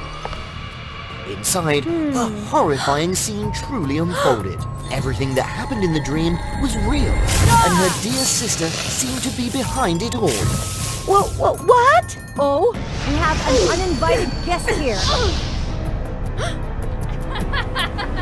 But this time, Amanda was a fully grown-up light goddess, no longer allowing fear to control her. Amanda, please, listen to me. After being trapped in the spell, I temporarily sealed the soul of the demon into the woolly sheep you saw. However, in exchange, I'm no longer human. Absorbing souls was only a way for me to live like a normal person. But even so, taking the lives of others is not acceptable. Because of you! Everything is because of you! If it weren't for saving you, I wouldn't be like this! You've taken everything from me! Indeed, those words struck Amanda with guilt and remorse. To take responsibility, she decided to transfer her light energy to Elida to absorb, even if it meant losing her divine status. But at that decisive moment, when Elida reached out to receive the energy, Amanda sensed something amiss. On Elida's hand, there was a scar that could only have been caused by divine light, a series of events connected in her mind. In addition, the woolly sheep woke up, trying to warn her. Though difficult to discern, it was Elida's voice. In that fleeting moment, Amanda changed her mind, making a timely decision. It turned out that the Elida she had summoned was an imposter. He was the demon Baal, disguised as Elida to seize not only Amanda's powers, but also the entire fairy clan's strength. To carry out his plan, he turned Elida into a sheep, and used a cursed apple to control her consciousness and exploit her mesmerizing singing voice.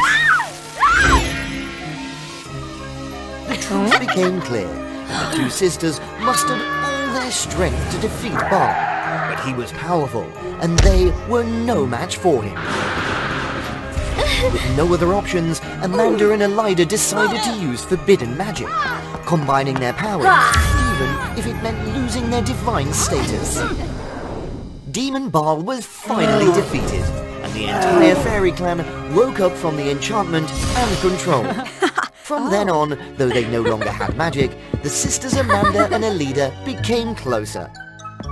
They joyfully helped their parents manage the clan and continued to study diligently to find a different way to restore their powers.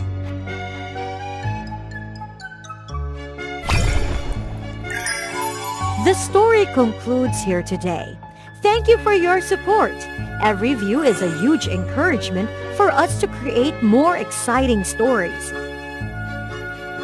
Don't forget to subscribe to WOA Fairy Tales to help us reach 1 million subscribers soon.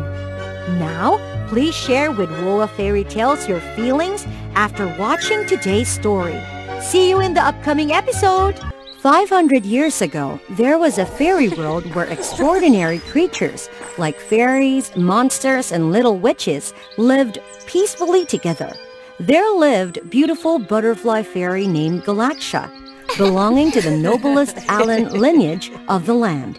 She possessed a pair of vibrant and splendid butterfly wings, along with a magical ability to control clouds and winds at her will. She was the only butterfly fairy in that world with such powers. Galaxia was the only daughter of the Butterfly King, who ruled the kingdom, and she was really pampered by her father. Not far away from there, in the land of Balan, there was a horse prince named Harold, living in an empire where the horse human race was the only esteemed lineage. He had horse ears that could hear sounds from miles away, serving as a weapon to determine the direction of invading enemies. His exceptional hearing had helped him win many battles on the battlefield, earning admiration from his people. Harold was also the only prince of the horse-human emperor, destined to inherit and rule the empire, making him the pride of the Balan emperor. Galaksha and Harold met during a diplomatic gathering between different nations, aiming to promote cooperation and peace. At that time, Galaksha grew bored with the parties filled with discussions of high-ranking positions, so she disguised herself as a celestial butterfly and flew away from the event. Unexpectedly, Galaksha was attacked by a fierce scorpion, causing her injury. Just as she was about to face death, the talented Prince Harold appeared in time to rescue her. That meeting sparked an immediate attraction, and they began talking with each other. They discovered they shared many common things, both being the only princess and prince of their respective lineages, resulting in loneliness as nobody dared to befriend them. Beautiful Galaksha! Thank you for appearing in my life! It seemed like a love story that would garner much support, but things took an unexpected turn.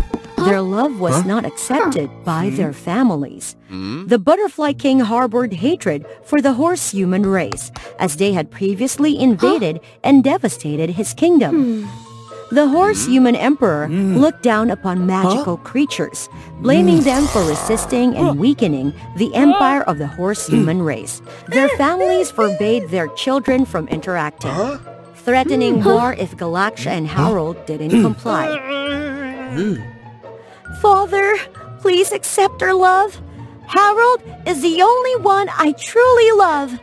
The Butterfly King, angered by his beloved daughter's defiance, locked Galaksha in her room. Unwilling to give up on their love, Galaksha and Harold decided to secretly escape from their families. They sought out a spider witch capable of time travel through the threads she wove with her magical silk. Galaksha and Harold expressed a desire to understand why their families harbored such hatred. The witch agreed to help them, using her spider silk to project images of 500 years ago. A dense forest appeared, depicting a life where magical creatures and the horse-human race coexisted differently from the present. Butterfly fairies couldn't fly to the sky, but could hop on beautiful flowers, relying on dandelion stems as makeshift wings. In the past, all butterfly fairies could control the wind, but over the years, only Galaksha retained this ability. Could it be that they had been cursed, causing the butterfly lineage to lose their inherent abilities? As for the horse-human race, they had sharp ears and could run as fast as the wind, jumping high like birds. They were brave warriors, always ready to fight against any invaders of their territory. They were also hot-tempered and rough, often arguing and fighting over trivial matters. Nevertheless, they still possessed a soul that yearned for a peaceful life.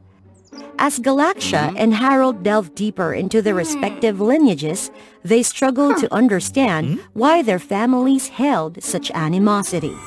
It turned out that 500 years ago, the Butterfly King and the Horse-Human Emperor were close friends who fought against a formidable enemy, a giant dragon. Although people believed the dragon had been completely destroyed, it was still alive. The dragon used shape-shifting magic to become the Horse-Human Emperor, approached the Butterfly King, and harmed him, imparting a dangerous toxin. That toxin turned the Butterfly King ferocious and malicious, breeding hatred for the horse-human race, whom he believed had betrayed him. With a relentless desire to annihilate all lineages, the dragon passed on this toxin to the descendants of the Butterfly King, causing transformation and gradual weakening of their abilities. So it was because of that Our lineage lost the ability to control the wind. Everything was out of control. The horse-human emperor had indeed tried to prevent the Butterfly King and persuade him to stop the war. But the Butterfly King didn't care about what the horse-human emperor had wanted to say. You are a traitor! You're unworthy to live on this world! Saying that, the Butterfly King continuously attacked the horse-human emperor, who had no choice but to counterattack. They became embroiled in a fierce war, turning their once friendly nations into bitter enemies. Galaxia and Harold were shocked and felt deep regret for their families. They wanted to do something to correct the mistakes of the past. They sought the help of a witch to take them back in time using her magical threads. Please take us back to the past. We cannot let our nations become enemies. Time travel comes with serious consequences, and you will have to pay a significant price. As long as the two nations achieve peace, we are willing to pay any price. The witch agreed to use her magic to take them back 500 years. Before their eyes, everything was chaotic. The Butterfly King and the Horse-Human Emperor were locked in a fierce battle. Galaxia quickly used magic to create a gust of wind, separating the ongoing struggle between the Butterfly King and the Horse-Human Emperor. Meanwhile, Harold rushed to the Butterfly King to treat him, awakening him from his rage. Harold recounted everything to the Butterfly King about the giant dragon, helping the Butterfly King get the misunderstanding about the Horse-Human Emperor. The Butterfly King realized the harm he had caused to all kinds of beings, and especially to his dear friend. He felt really regretful. Swiftly, the Butterfly King approached the Horse-Human Emperor to apologize and express a desire for peace. The Horse-Human Emperor also forgave the Butterfly King, and together they ended the war. While everyone rejoiced in the return of peace, the dragon suddenly appeared with a malicious expression. It spewed out fiery flames, angrily incinerating everything around. Harold, with years of battlefield experience, used all his strength to fight the giant dragon. However, the dragon was too powerful, and he couldn't defeat it alone. In the most critical moment, Galaxia timely protected him, but got lightly injured herself. Seeing his beloved hurt, Harold became enraged and used all his strength to attack the formidable enemy. The Butterfly King and the Horse-Human Emperor joined forces with Harold and Galaxia to defeat the giant dragon. They used powerful magic to cast upon the dragon, making it unable to withstand the onslaught and vanishing into dust. After defeating the giant dragon, the war between the two kingdoms came to an end. The two kingdoms promised never to invade or harm each other again. The two kingdoms prospered and lived in prosperity. The people enjoyed a peaceful life, close-knit and full of love. Galaxia and Harold also found joy and contentment.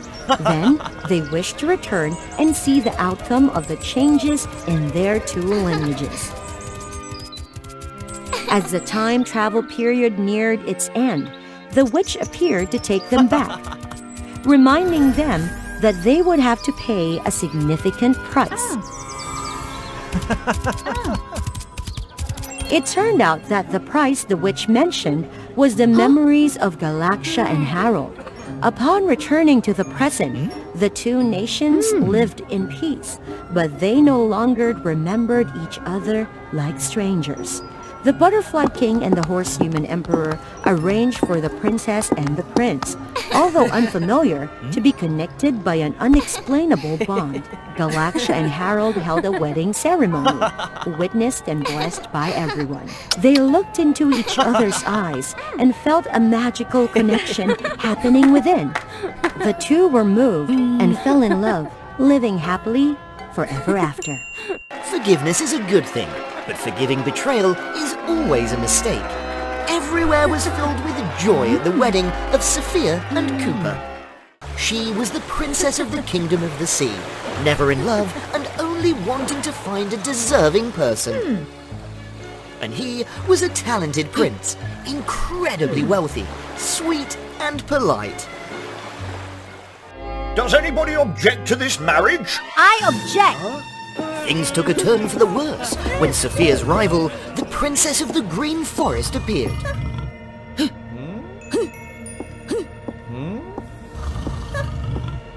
How dare you ruin my happiness, Grace? Today should have been my wedding, and Cooper should have been the groom. Oh, my naive little girls. He had given them love, which made them willing to enter into marriage. They dreamed of a complete love, only to receive unforgettable humiliation. You wretch! Were you the one spreading rumors to bring me here? The overflowing emotions of passionate love and the pain of betrayal caused the two girls to react strongly.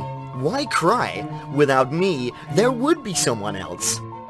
Because he was a deceitful prince, skilled at seduction and stealing the hearts of unsuspecting princesses. Subscribe to WOA Fairy Tale to follow the story. Avery worked as a server in a luxurious tavern. With her simple appearance and cold, indifferent nature, she seemed invisible to everyone. As she grew older, she became more indifferent, binding herself to a boring serving job. The tavern had a regular guest, Prince Cooper. Every month, he would bring a different princess to the tavern for a date. Avery despised Cooper because he reminded her of her father. Her father had abandoned her and her mother for another woman. Since then, she had lost faith in love and withdrawn into a dull life. Due to her deep hatred, Avery had tried many times to expose Cooper, but failed. But perhaps luck would come her way this time. Do you know what he said to me? Without you, life has no meaning anymore. So marry me instead! Oh heavens, that wretched man! Avery joined them and revealed Cooper's previous deceitful actions. This is too much. We need someone who can make him suffer and experience the feeling of betrayal. But who? He has charmed almost every princess in the world. Not every princess yet. Although Cooper had visited the tavern many times, he had never noticed Avery. To him, she was just a commoner, invisible. They would transform her into the ideal girlfriend and teach him a lesson.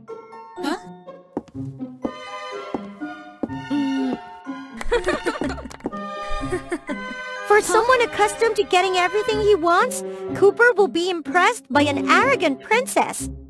Mysterious and acting submissive at the right moment. Remember! The first encounter with Cooper happened at the tavern again. Sophia and Grace secretly gave Cooper a mysterious drink that made him behave foolishly. Do you know? You're so attractive. You're insane! What is this? Wait a minute.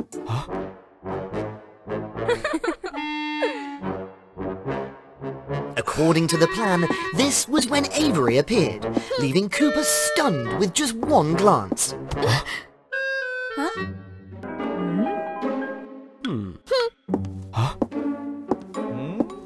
In the following days, Cooper sought to meet Avery continuously.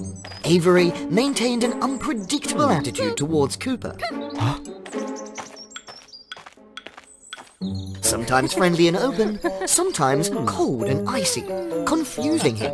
He was going crazy because he had never made so much effort before.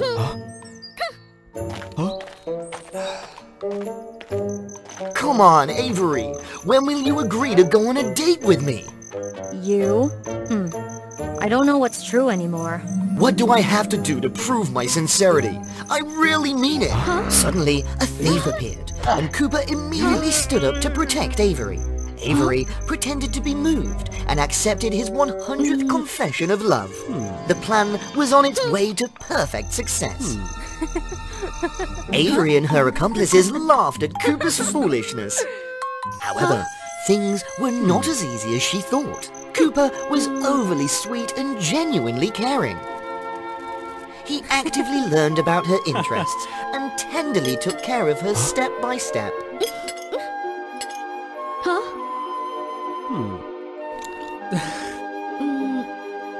They spent many nights talking to each other. Avery kept reminding herself that it was all just a play, and he was still a villain. Remember his true nature. Wake up! On an unsuspecting night... Be careful, Avery! Oh no, Cooper!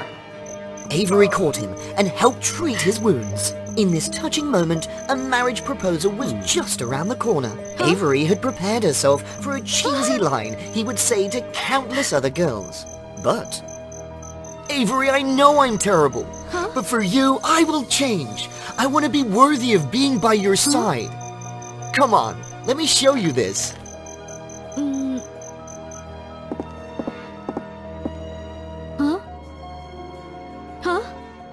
Since childhood, I had been seriously ill and at risk of dying early.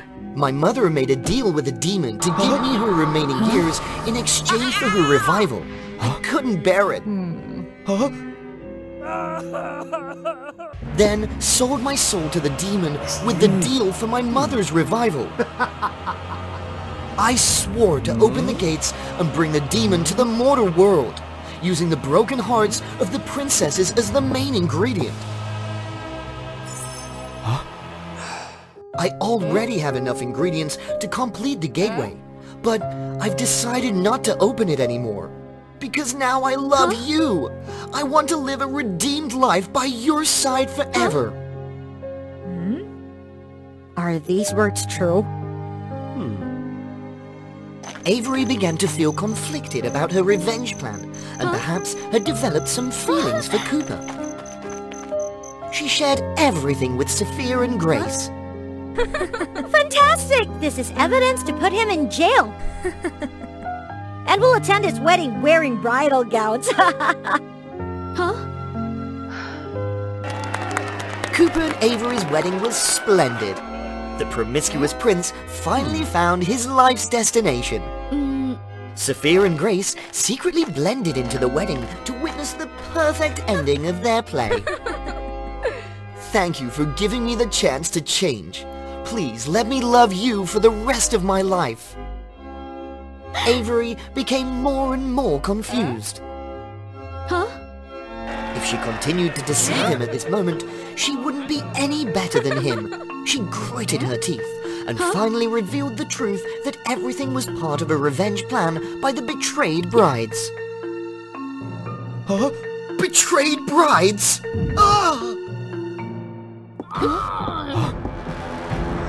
You will repent in prison! Ironically, fate punished Cooper severely. The one he loved couldn't be with him, and she made him taste extreme agony. Why cry? Suddenly, the demon crashed the wedding and unleashed his fury. It turned out that one of the demon's minions had secretly observed Cooper and knew that he had abandoned his plan to open the gates of hell. Therefore, the minion brought the gateway to the wedding and completed it. The demon decided to punish Cooper. Grace and Sophia called upon mystical creatures from the ocean and the forest to join the battle. However, the darkened Cooper was too powerful, and they couldn't defeat him. Seeing the image of a corrupted Cooper in agony, Avery realized that she had indeed developed feelings for him. I believe in you. Don't lose yourself. This made him recall the moment when his mother passed away. How do ye want me to become? Become whoever you want, as long as you live with integrity and treat others kindly.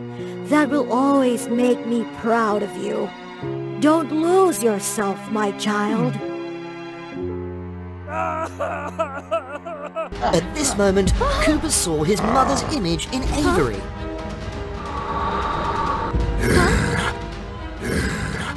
sinful person like you deserves to go to hell with me. No, Cooper! But Cooper chose to atone for his mistakes. The shards of broken hearts scattered and returned to the deceived brides. There was one piece of a heart that he had given to the one he loved. After everything, Avery lived a positive and open life, ready to embrace love. Occasionally, she would remember Cooper and remind herself that true kindness could transform everything. She always had the choice to live a righteous life. Each of us harbors colorful emotional spirits within our minds. Notable among them are joy, sadness, anger, and disgust. They take turns controlling all the activities of the brain, helping us express our emotions outwardly. Subscribe to WOA Fairy Tale to follow the stories of these spirits. Audrey was a special princess. She didn't know how to show sadness. That's because the sadness spirit disappeared from Audrey's mind after the biggest event of her life. Audrey's mother passed away from a severe illness when Audrey was 16 years old. Don't be sad anymore, Audrey. Be strong and always try to appear optimistic to protect Alice, my dear. Audrey decided to change completely, never to be weak again. After this terrible event and the sudden departure of sadness, Joy, the happy spirit, took control of Audrey's mind. She controlled everything and buried all the painful memories. Other emotional spirits like anger and disgust had little chance to influence Audrey. The princess became nothing but a shell of excessive happiness and optimism. Everyone thought she was peculiar. As the years passed, Audrey remained cheerful. She loved her little sister dearly. However, why do you always smile even when something bad happens? Are you crazy? Even when Alice fell or got sick, Audrey just stood there and smiled.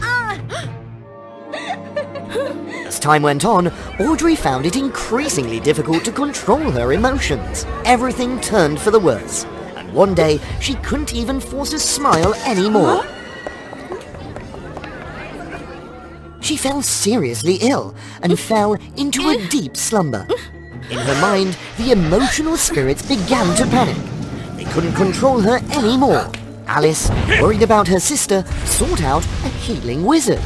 Audrey has lost the ability to control her emotions. She always had to pretend to be happy, so the other emotions were suppressed. And Audrey's sadness spirit has also disappeared. If she's not treated quickly, Audrey will lose consciousness and live in vegetative state. Please help my sister, please! The wizard then granted Alice temporary access to Audrey's mind. The girl needed to find sadness and save her sister before it was too late. Is this the world inside Audrey's mind? It's terrifying!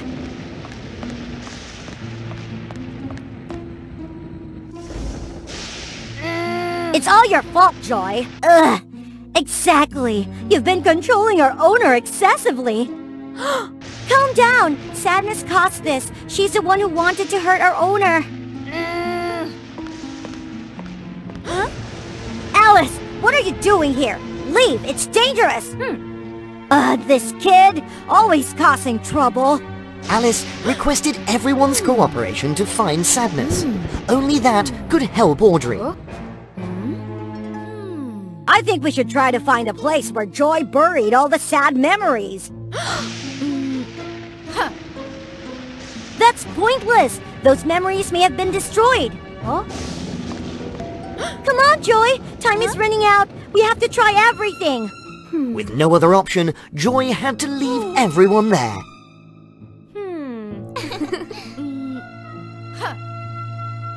I buried them here. However, Joy had buried them too deep, and over the years, those sad memories had frozen. Frozen now! Oh well, they can't be opened anymore! I have a way! Hey, Anger! Actually, I don't like Audrey at all. If she stays sick, I'll become the queen! What did you say? The flames spread to the ice, melting it. Suddenly, the sad memories resurfaced. They entered into memories of all the precious and special moments, even the times when the two sisters argued and criticized each other. Even moments when Mum was seriously ill. Audrey cried her heart out beside her mother's bed. Huh? I remember now! We used to have so many emotions like these, didn't we? But Audrey had hidden them all, not wanting to appear weak. Yes, the memories are all precious. But sadness touched them and tainted them with the blue of despair. I couldn't accept that, so I had a terrible fight with sadness, and that's why she left. You're really over the top! The sudden outburst of sad memories sent everyone running after them. Ugh. Look, they're heading towards the Castle of Despair.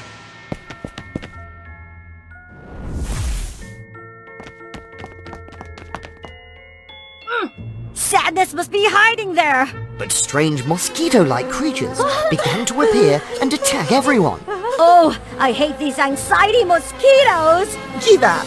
No one can save your owner! Someone's lying! One of the spirits is a liar! More and more mosquitoes swarmed in. All right, everyone, let me handle this. She scolded the mosquitoes one after another, making them fly away in fear. They searched everywhere, but couldn't find sadness. Ha ha ha, don't bother looking. I took sadness away. What good about someone like her?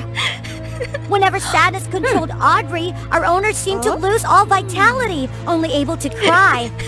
I actively created hope, but sadness would crush it with disappointment. Joy kidnapped Sadness to fulfill her mother's wish. However, Sadness had created storms of clouds due to being imprisoned for too long. This was Joy's plan to keep everyone grounded and find a way to eliminate Sadness forever.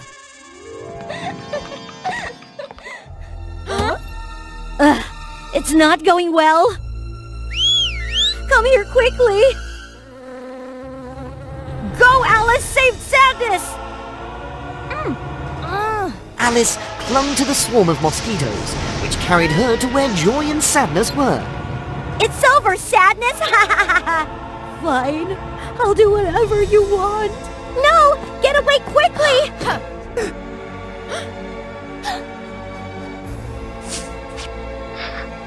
Joy, isn't this the wrong way to save Audrey? But Joy was stubborn and wouldn't listen. Alice felt helpless and could do nothing but cry like a child. Until now, she had always been protected by her sister. Her sister had sacrificed so much for Alice, but even in the final moments, she couldn't protect her.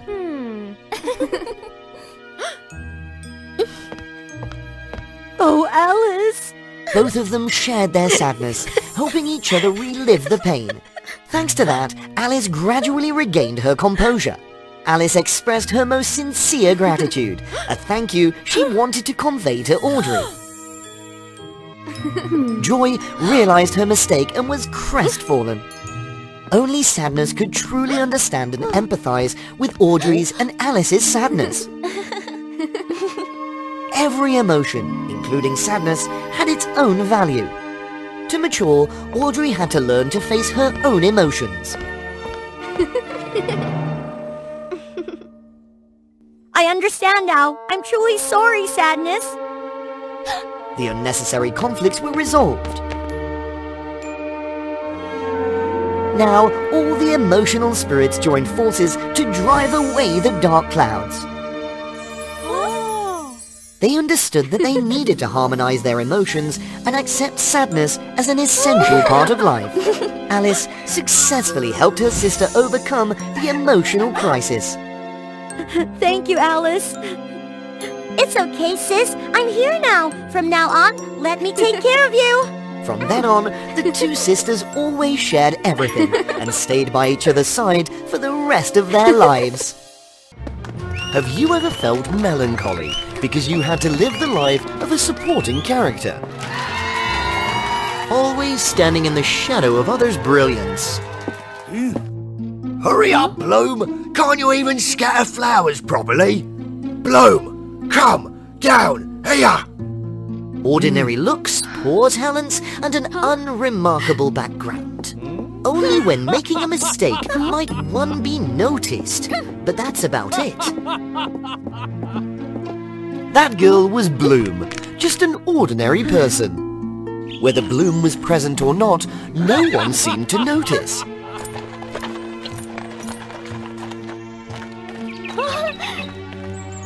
When given some responsibility, Bloom was always the last choice. Again? Why are you always so slow, Bloom? You see, it's because of me that we almost got penalized again. As it turned out, because she had saved a little rabbit, despite the danger, Bloom arrived late and was scolded by the leader. Even my parents think I'm a troublemaker. I just want to be a kind person. Why is it so hard? And so, even after recovering from her illness, the little rabbit remained and became Bloom's pet Kiko. However, on a stormy, rainy night, Kiko suddenly disappeared. What happened? Subscribe to WOA Fairy Tales to find out. Despite the dangerous storm, Bloom rushed everywhere to find her little rabbit.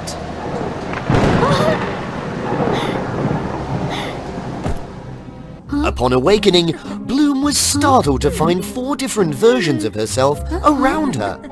Who are you? Can't you see? I'm radiating such dazzling brilliance. I'm Sunbloom, the fairy who controls the power of light. Come on, Sun, don't frighten Bloom.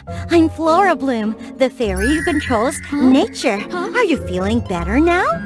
I'm Musical Bloom, the fairy of music. Welcome to the group. Ice, hey. She's not much of a talker. Ice controls the coolest power of ice! Through the explanation from trustworthy Flora, Bloom learned that they were connected through various parallel worlds. There were other Blooms, connections of Bloom. And in essence, everything similar in the remaining parallel worlds. The difference lay in the central subject's attributes and personality. They were Bloom, yet not quite herself. Bloom was excited about the story the girls told. I never thought I would become such fantastic and exceptional versions. Everything serves the purpose of uniting the 5 elemental powers to fight the Terminator. Wait, she hasn't transformed yet. What? Unlike the other versions, Bloom was just a regular girl. Her elemental power, her strengths. She didn't know any of it. Before the girls could console her, the danger alert system blared loudly. So, unprepared as she was, Bloom was still pulled into her first mission. Different personalities aside, when the battle began, the girls were united and coordinated effectively. They swiftly defeated most of the dark creatures. Only Bloom felt superfluous, clumsy and unable to contribute. She also wanted to help her friends, to prove she wasn't worthless. While the other fairies fought, Bloom ran tirelessly, unafraid of danger, to assist the creatures.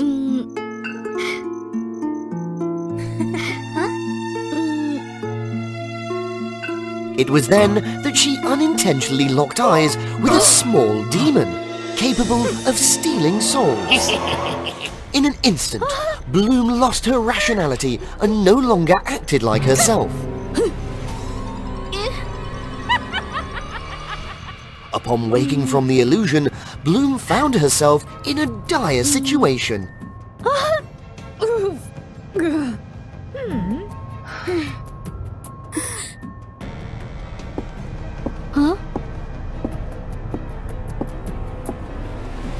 What's going on? Still asking? You did something good but don't remember? At that time, the demon had used Bloom's soul to undermine the efforts of the remaining fairies.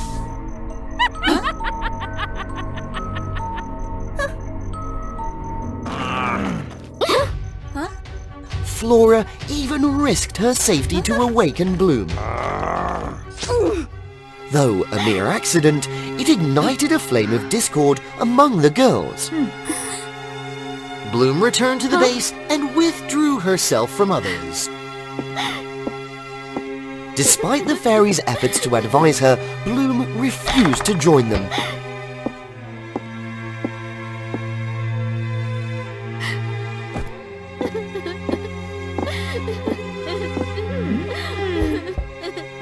That's enough. It's up to the leader now.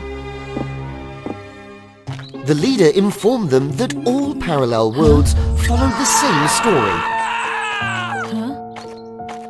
In that story, the magical fairies would lose their families and then grow strong together to fight the Terminator lurking behind it all.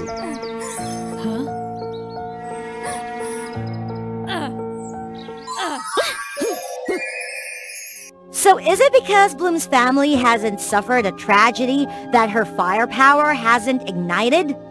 Exactly. Without her suffering, she wouldn't attain the highest firepower. I will personally enact Plan B. But doing so will only make her resent the organization. Don't worry. I will seize the opportunity to merge all the powers, not giving Bloom a chance to do anything. Watch over her carefully. Wait for my signal. The leader and his creatures were to destroy Bloom's world to align with the plot. Want to rebel, do you? We can't agree with you. If we commit deeds as wicked as the Terminators in the name of protecting the common world, how are we different from him? Against the fairies' resistance, the leader didn't falter. He immediately imprisoned them all. Do you all think I need you? Ha ha ha! The leader had planned that if the common storyline unfolded and Bloom obediently joined the group, he could manipulate them to take over the world, all under the facade of benevolence. With things in such chaos, he had to reveal his hand and openly seize all their powers. The wicked leader never anticipated that, in the critical moment, a brave, fiery, mythical beast would appear. Kiko? It was another version of Kiko, Bloom's pet. More surprisingly, he was also the son of the dragon god, the leader's creature. When he went missing before, it was Bloom who saved his lost magic. Through Bloom's kindness and bravery, she prevented her world from falling into disaster. Defy me, huh? Fine, don't blame me for punishing you all. While the fire dragon resisted the leader, defending his family, the fairies fought with all their might to combine their powers, even without their magic bracelets. Bloom, we need you! No, I can't. I'm powerless. Last time I caused too much trouble. Stop being self-doubt.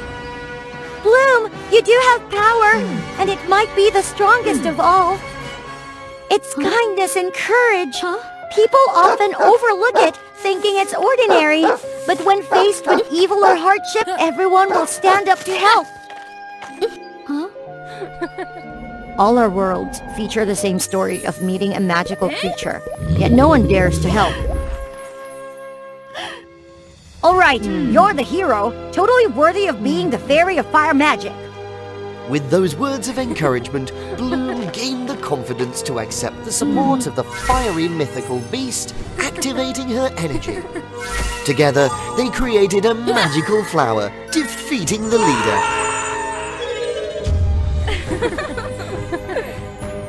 From then on, the group of 5 magical fairies became close friends, continuing their mission to protect the common world, no matter the disparity in their abilities or personalities.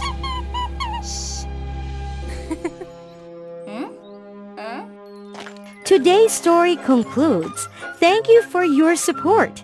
Each view is a tremendous encouragement for us to create more interesting new stories. Don't forget to subscribe to WOA Fairy Tales to help us reach 1 million subscribers soon. Now, share with WOA Fairy Tales your emotions after watching today's story. See you in the upcoming episode! However, she always felt sad because the king and the queen had never allowed her to get out of the castle. That day was her 17th birthday. Although she got many presents, it still didn't make her feel better.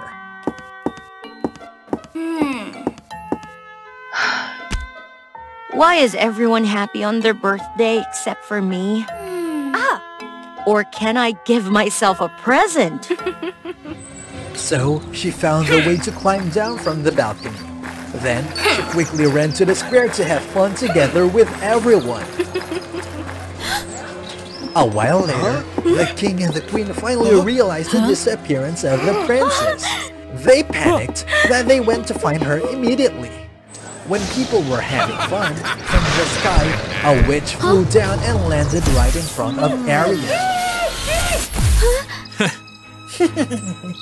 Look how beautiful and matured my bride is! Bride? Sorry, but I think you're a little confused here. Kellen! Leave my daughter alone! Ow! Hello, my parents-in-law. How are you? Today I come here to pick my wife up. Thank you for taking care of her abundantly.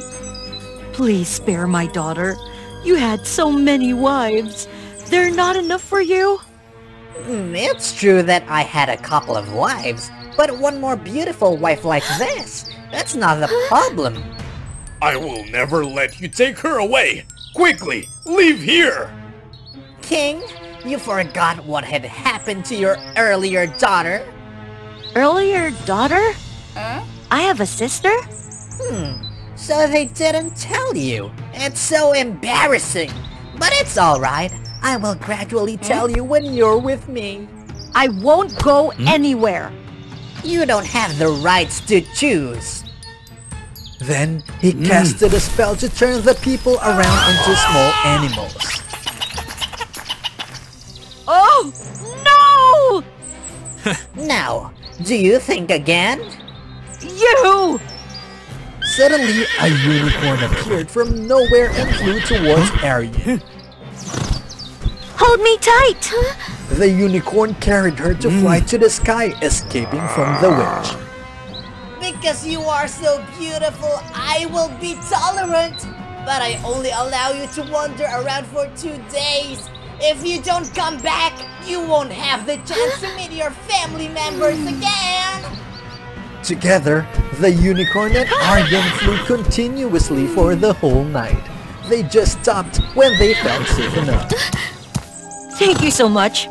But who are you? Why did you save me? I'm Ayunani, your sister. You are my sister? With that figure? Was that because of Kellen?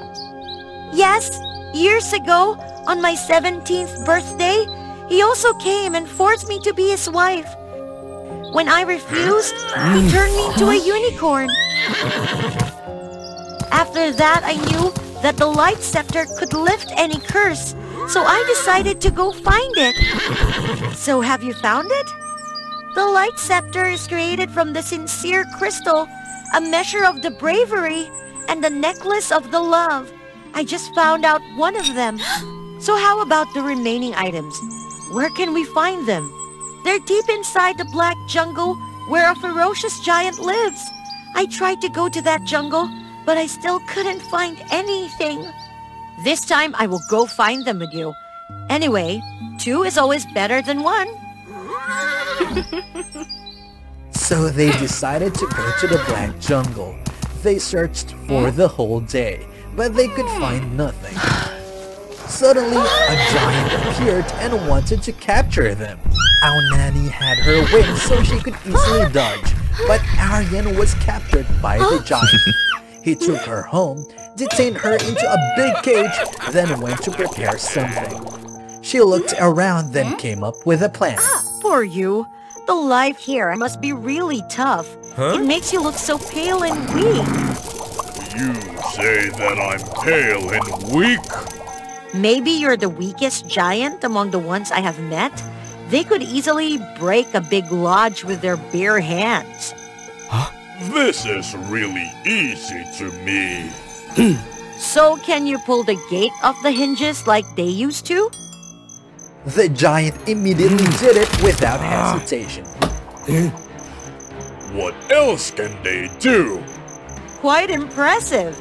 But there is another thing which even I say you can never do it. Quickly, tell me. They usually tie themselves to a pile by a big chain. Then they use their power to break it down into pieces. No big deal. Look at me. The giant confidently wrapped the chain around his body to tie himself to a stone pile. Just waited for that, Aryan used her ribbon and tied it to a small tree stick. She used it to take the key which the giant had placed not far from there. Meanwhile, the giant was still struggling with the chain. Goodbye, the silly giant. I'm leaving now. You fooled me. Anna ran out of the house. Her sister was really worried for her from the outside. Arian, you're still safe? But how could you escape there? Buy a ribbon. You're so brave. Wait, Arian, raise your ribbon a little bit higher. Like this? Ariana, that ribbon is as long as your height. Is there any way that this is the measure of the bravery? As soon as Al-Nani finished her last word, the ribbon immediately turns into a stick. Great! We only need to find the necklace of the love. I see that you're tired already. We need to take a rest to recover. We will continue tomorrow. Yes, sister. The two sisters was sitting in front of the fire. At that time, Arian noticed her sister's hairpin. We have the same hairband. Because our parents made it by themselves for us. We were just 3 years old at that time. They can even combine together as a band. Yes, I haven't known anything.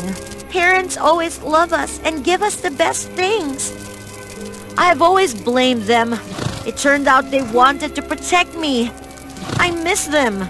Me too! Strangely, when their tears dropped into the band, it immediately shone. The band of love! It's the band of love that parents gave us! The light scepter! We made it! But how can we know it works? Of course we have to try to use it immediately. My light scepter, please help Ayunani lift the dark curse of Kellen. Then, the scepter immediately shone and turned Al-Nani back to a beautiful princess. It really works! We can save all the people, and we don't need to be afraid of Kellen anymore. My brides, you both go too far. It's time to be back with me. Kellen, I had the light scepter. I'm not afraid of you anymore. Light scepter, please help me defeat Kellen. Eliminate Kellen. Light scepter, I command you. How can it be? Clearly it worked earlier. Eliminate Kellen. Always eliminate Kellen. You made me lose all of my patience. No! Ayunani! If you had been obedient, you wouldn't have been so miserable like this. I have both wealth and power. Who dares to offend me? And now, I'm not interested in you anymore. I will find a new bride. About you, just become a statue and stand on this wasteland forever after. Light scepter, Please help me purify the soul of that bad person and break all the dark curse to free everyone. The power of the Light Scepter was stronger. It even surpassed Kellen's power. His scepter finally couldn't resist, and it broke down into pieces. Losing the scepter, Kellen also lost all of his magic. Huh?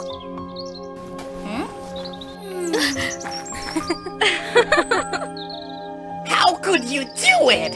It didn't work earlier. I have just discovered it. The Light Scepter was created from the good things, so we wouldn't be able to use it for bad things, even when we wanted to eliminate you. But when I want to save everyone, it worked, as you could see.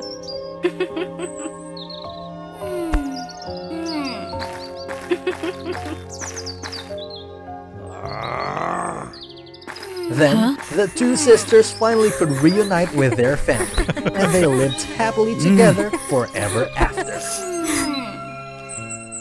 About Kellen, he became harmless when losing his magic.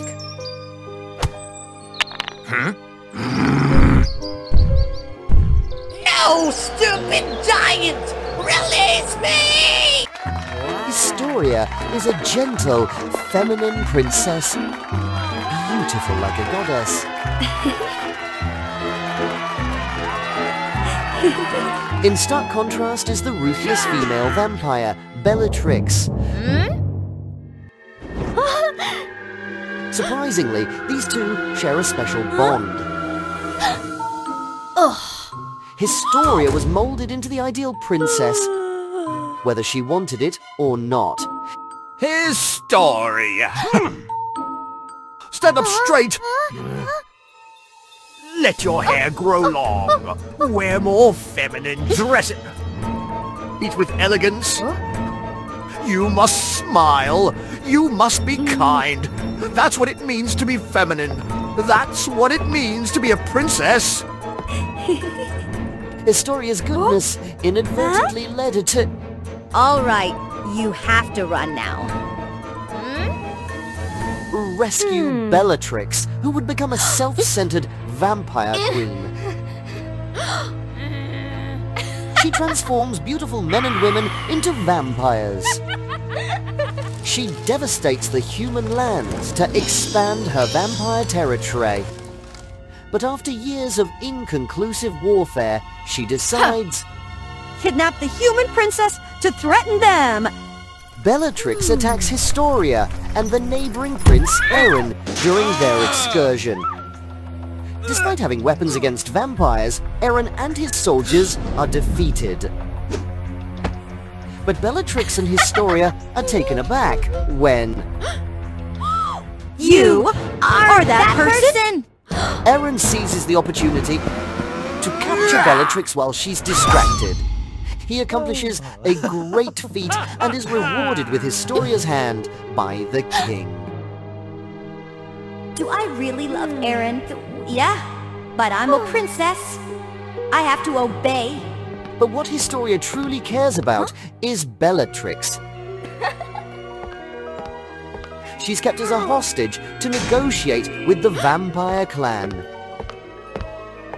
Her princess? Thanks for saving me back then, so I can go on to feast on human blood. Ha ha. Bellatrix expected Historia to berate her, but... This is food. Just tell me what you need. Just don't do bad things anymore. Huh. Why? Aren't you afraid I'll capture you? Why don't you yell at me? Ha! A princess can't do that. I have to redeem you, for everyone's sake. Hypocrite! You hypocrite! Don't even try to deceive me! Bellatrix has never known love. Her parents only wanted her to become a ruthless machine. Servants and humans used to fear her. The princess's kindness truly touches her. The following night, Historia visits the female vampire again. Why the long face? Did your father get bitten by vampires? Actually, Actually... Due to a delayed meeting with Erin, the princess is severely scolded. They say I'm not a proper princess. I just bother them. You hypocrite! I'm cruel, I'm selfish, but I'm definitely happier than you. If you can't think for yourself, then cry for the rest of your life. Being a princess, it's not that easy, is it? The next day, the princess has to meet Erin. I don't want to meet Aaron. I don't love him. Should I listen to Bellatrix? Aaron? I'm not feeling well. Can we skip our meeting today? Aaron agreed immediately. What should I do, huh? No one told me what to do? For the first time, Historia has a day to herself, not having to play the perfect princess. It's all thanks to you. I really appreciate your advice.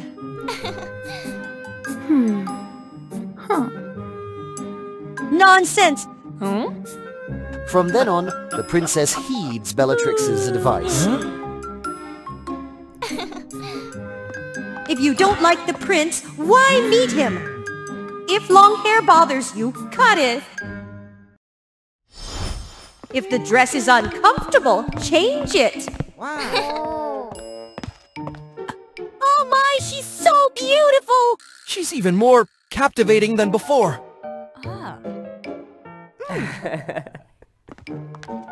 Living as herself, Historia is much happier, even though some are alarmed by the change. The king tries to suppress Historia's rebellion, but when he scolds her... Feminine? Act like a princess? Did you ever ask if I wanted this? When she's imprisoned, she escapes in every way possible.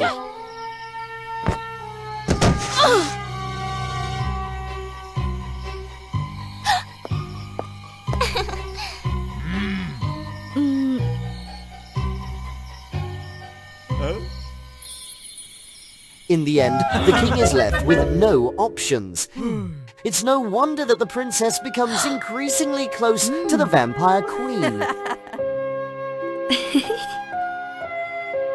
Thank you. Thanks to Historia, Bellatrix gradually becomes more gentle and open. The two become friends, though Historia doesn't realize that it's all part of Bellatrix's plan. Just a few more days, and when these wings are healed, Historia... No! I must escape from here! Bellatrix's opportunity has also come. Bellatrix? What's wrong, Bellatrix? Vampires need moonlight energy, though. They won't let me. I can't survive. Historia can't bear to see her friends suffer. So seriously injured. She probably can't escape. The princess secretly gets the key to the cage. But carelessly, Erin sees her. Hang on, Bellatrix. Just a little longer. And just as the cage is opened... Bellatrix seizes the chance. She never expected that this room had been sealed. Don't let Bellatrix escape! I know everything now! So, Historia, I never expected. Huh? The vampire queen is quickly captured. Before defeating numerous soldiers, causing both the king and his horsemen great injury. Father, let me go! It's not what you think. I trusted you. I considered you a friend. How could you lie to me? Why? Bellatrix remains silent. She understands the pain of disappointing someone who loves you. Both are brought to trial the next day for their heinous crimes. Bellatrix must atone immediately while Historia... I know the princess is innocent! The evil vampire used the princess! She's released immediately. Perhaps everything was orchestrated. I'm sorry, Historia, I betrayed your trust. You're my friend. I really thank you. Live happily, Cardiff, for yourself. Historia realizes her friend has changed. Run as soon as the cage is open, I'll cover for you. But don't ask why. No one realizes Bellatrix has been untied until the cage is opened. She's not tied up! Shoot her! Shoot her now! She quickly takes flight. But when she reaches the blue sky, the vampire feels something is amiss. Historia has been struck by an arrow, and it's unlikely she'll survive. Humans with such severe wounds often do not recover. there's only one way. Turn her into a vampire. The king reluctantly accepts the only option to save his daughter. Historia is revived with a new identity. Father? Aaron? Bella? She becomes a vampire. Bellatrix is exonerated, but Historia must leave the human kingdom forever. No. But... I'm sorry. You're a good guy. But I don't love you. Historia is no longer human, but she's happy because she's free to live for herself. Bellatrix, on the other hand, becomes a gentler vampire queen and starts caring about others. And the two of them, now more than just kindred spirits, remain together as close friends for eternity. Once upon a time, in a land with multiple kingdoms and different civilizations, there was a kingdom ruled by King Brython, known as the wealthiest kingdom. The king had a princess named Ellen. Since birth, Ellen had lived in luxury and abundance, surrounded by fine silk and lavishness. Her dresses were meticulously woven by the most renowned artisans in the region. Each outfit was adorned with sparkling diamonds and precious gemstones. The king even provided her with a golden carriage pulled by 6 strong war horses. But that's not all. During an auction for an ancient vase unearthed from 1,000 years ago, everyone was eager to possess it. 200 coins! 1,000 coins. And as predicted, Ellen easily obtained the vase. Money can truly bring everything. Ellen became more and more arrogant. She squandered her wealth on extravagant parties. She even used her money to buy the title of the most beautiful in the kingdom. The title of the most beautiful in the kingdom belongs to Princess Ellen! Ellen, you must learn to appreciate money. I also struggled and built this kingdom from scratch.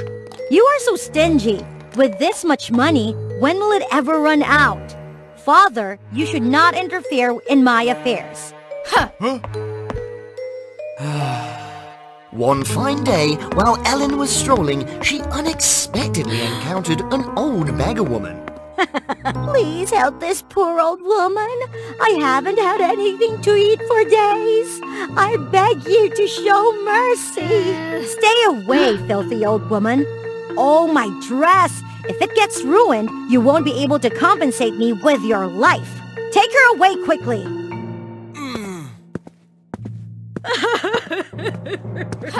On her way back to the castle, Ellen still seethed with anger over the recent misfortune. This is so frustrating.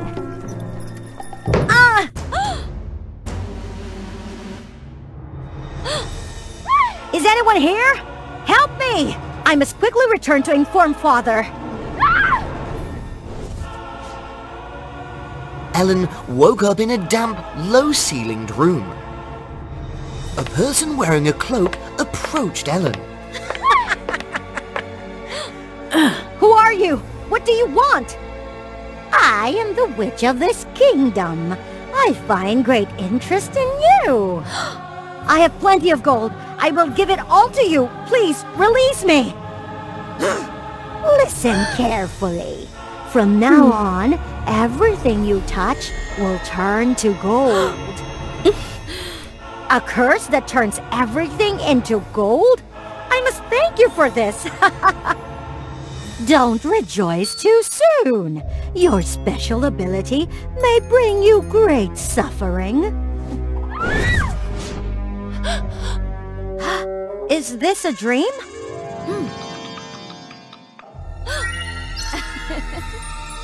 Haha! This is awesome! The witch didn't deceive me. At that moment, the king worried about Ellen's disappearance. Father, I have returned. Do you know how much I've been worried?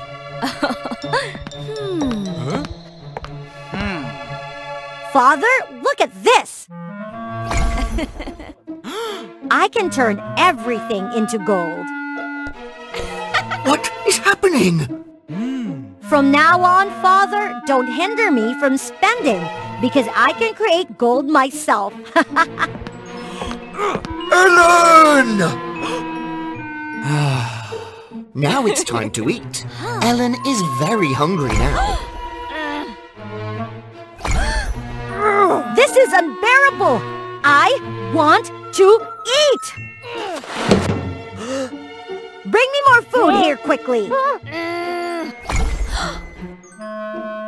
Ellen started to feel inconvenient with her golden touch. You're useless! She couldn't even participate in her favorite sports. Seeing others free and at ease made Ellen feel even more isolated. The king, concerned about Ellen's condition, summoned the most famous wizards to treat her.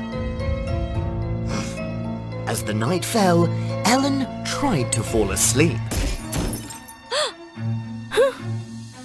What is happening?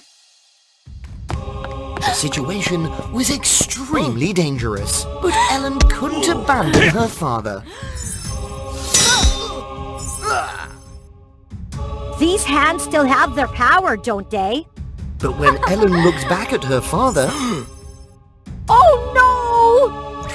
Father, please don't leave me! Ellen was in pain, not knowing how to break this cruel curse. I must find the witch. She's the source of all this suffering. So Ellen took the golden statue and set off to find the witch.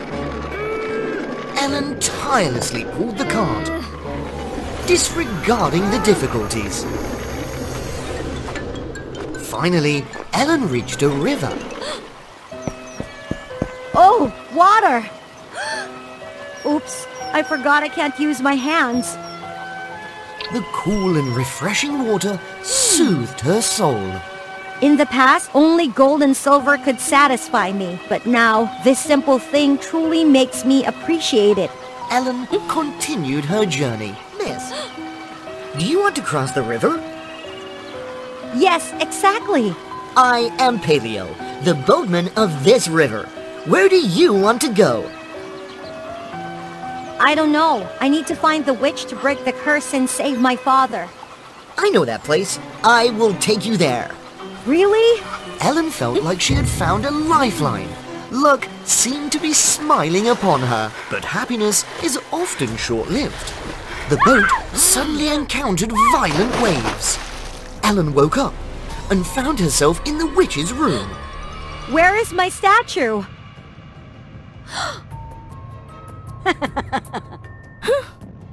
Give it back!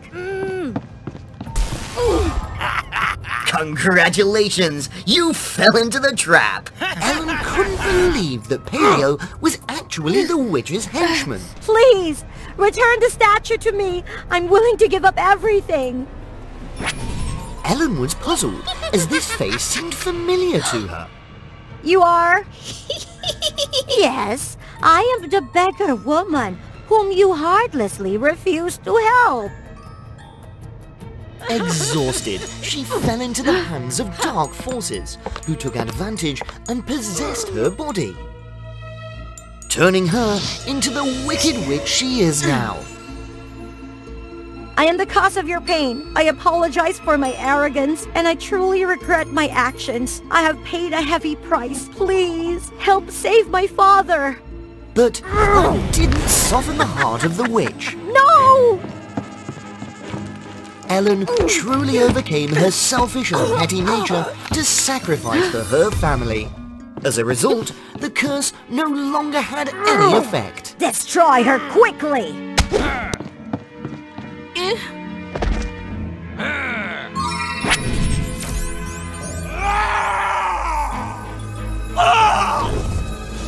Which then became insane. Ellen's power defeated the darkness.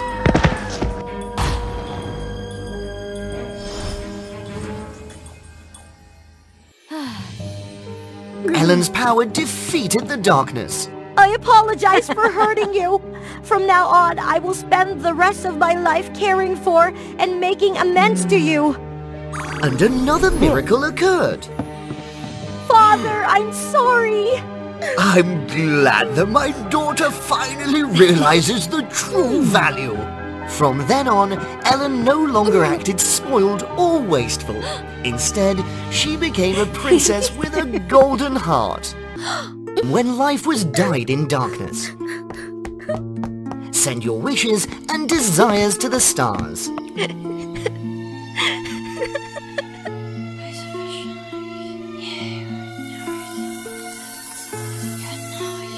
If you are sincere enough and accumulate enough merits, your wishes will be carried away by the wind and touch the sacred wish tree. Then, the zodiac gods will take turns turning wishes into reality. The wishes are contained within starfruits, a rare fruit that holds the essence of the wish tree. The supreme goddess Cosmo will turn this fruit into a magical wine.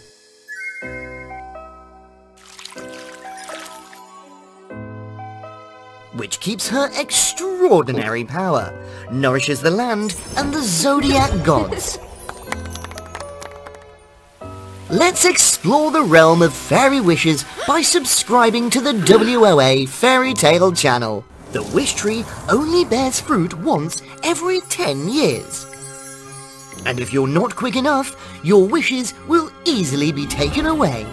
The current head goddess is Capricorn, who is always quick and eager to claim as many wish tasks as possible from the starfruits.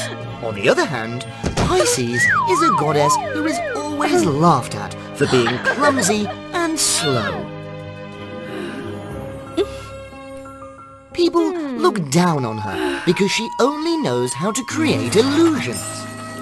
Very dreamy and doesn't contribute much to granting wishes. Because she hasn't fulfilled any wishes, her constellation symbol doesn't even appear in the sky of this land. Oh no, I overslept! Today's the day the wish tree bears fruit! When Pisces arrives, almost all the wish tasks have been taken.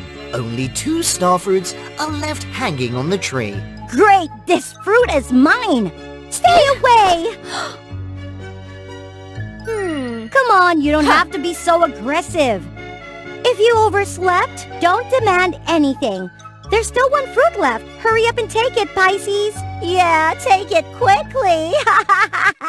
There seems to be something wrong with this starfruit. Pisces realizes that this is a wrong wish. Completely against the laws of life, that's why the other gods avoid it. An old woman carpenter lost her son in an avalanche a few years ago. In extreme grief, she couldn't overcome this pain and wished for her son to be resurrected.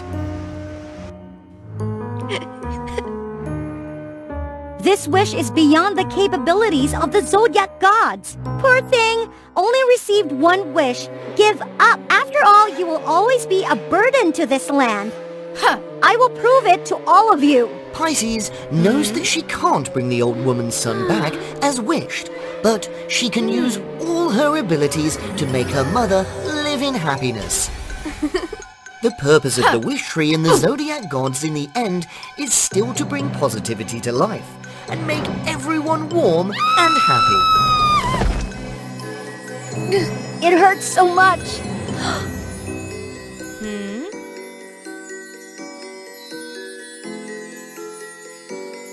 Here is the old woman's house. She must have accumulated a lot of merit. I can't let her wish go to waste. The old woman used the most famous carpenter in the village because of her mesmerizing wooden artworks. However, since the accident happened, she only took simple carpentry jobs.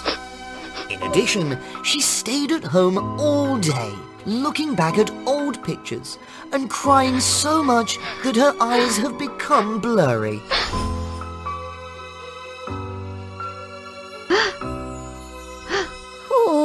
Who are you? Oh, a goddess. Don't be scared. I am the goddess Pisces. I'm here to fulfill your wish. Oh, I beg the goddess. Even though I tried to forget the past, I don't want to forget. From now on, you will never have to live in pain again. Pisces immediately cast a spell to clean up the old woman's house. Then she uses her power to create an illusion, making the image of the lost son appear. My child. It's really my child. Mother! I'm sorry, my child. If only I didn't bring you along that day. It's okay. Everything will be fine. The old woman's long, sorrowful heart now beats with joy and happiness.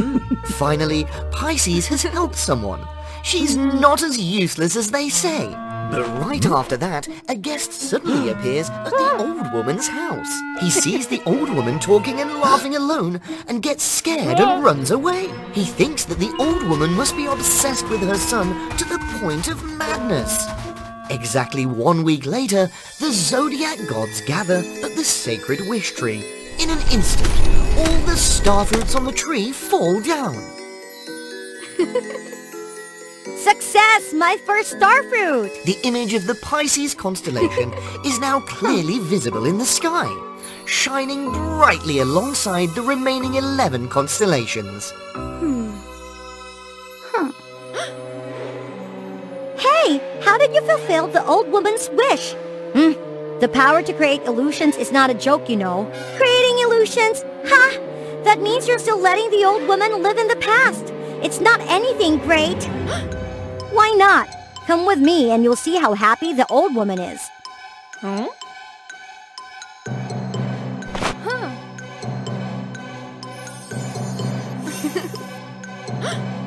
But unexpectedly, the old woman's cottage is now crowded and chaotic. Villagers rush into the house, and some doctors believe that she has a mental illness and try to force her to take medication. The old woman spends her days muttering to herself and refuses to do any work. I'm not crazy. Look, everyone. My child is here. You should be happy for me. Unable to convince the old woman, the villagers give up in frustration. But at least the old woman met her son again. Ha! This starfruit doesn't count anymore because it brings negative results. Slowly realizing her mistake, but just like the old woman, Pisces doesn't want to face the truth. No, this starfruit is mine. I tried so hard to get one. Stop being stubborn! Give me the starfruit! As they both approach the realm of the star, Pisces casts a spell that traps Capricorn in a storm cloud. Pisces' magic only manages to hold Capricorn for a few minutes, but it's enough time for her to show off her achievement to the goddess Cosmo. Goddess Cosmo, this is my first starfruit. I offer it to you, Goddess. Well done, Pisces. Keep up the good work. Yes, ma'am. Pisces' heart beats rapidly. She feels the pain, but also the excitement, as she looks at the goddess Cosmo, slowly turning the starfruits into sacred wine. This wine is unusually delicious. But just as Capricorn predicted, that starfruit spoiled Cosmo's wine.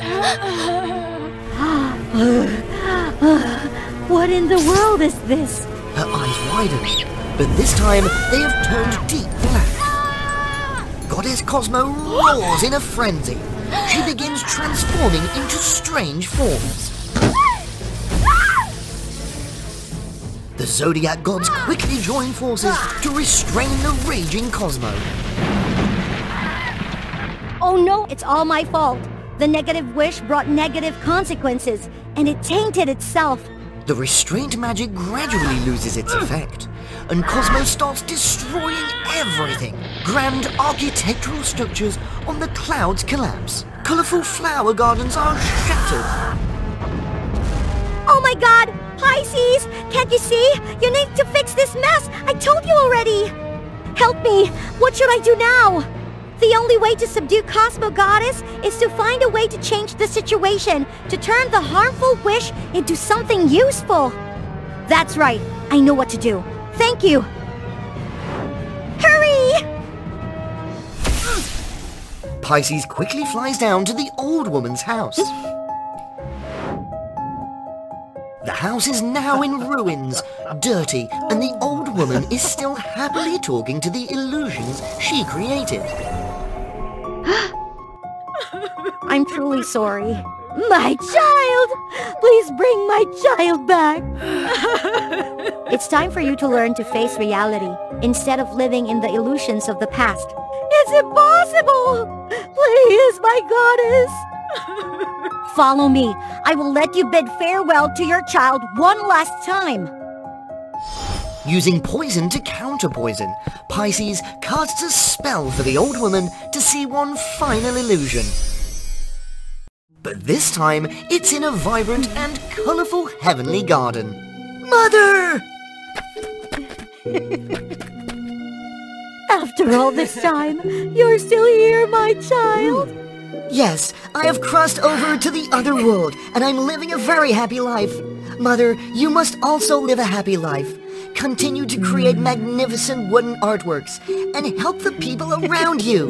When your time comes to an end, I will welcome you in the heavenly garden, and we will be together.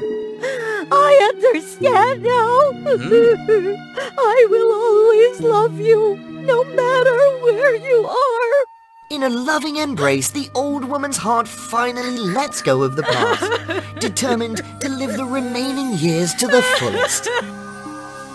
When Pisces returns to the realm of the stars, the goddess Cosmo has returned to her normal state.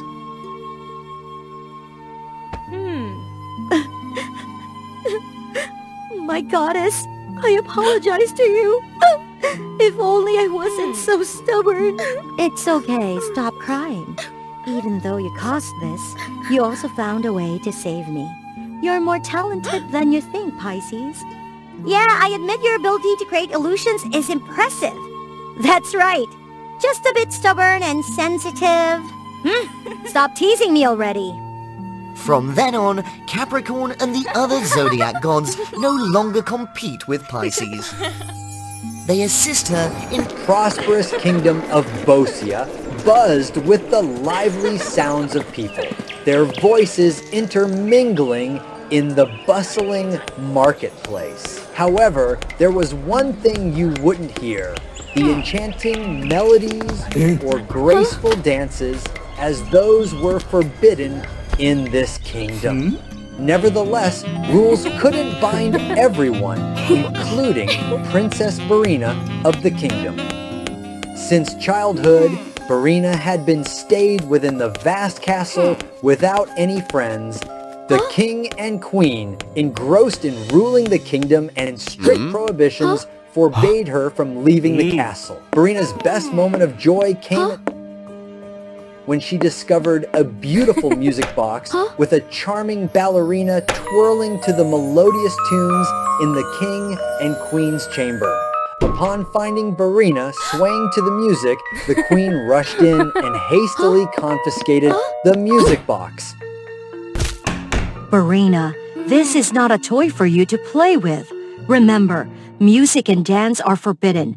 Don't let us catch you involved in such things.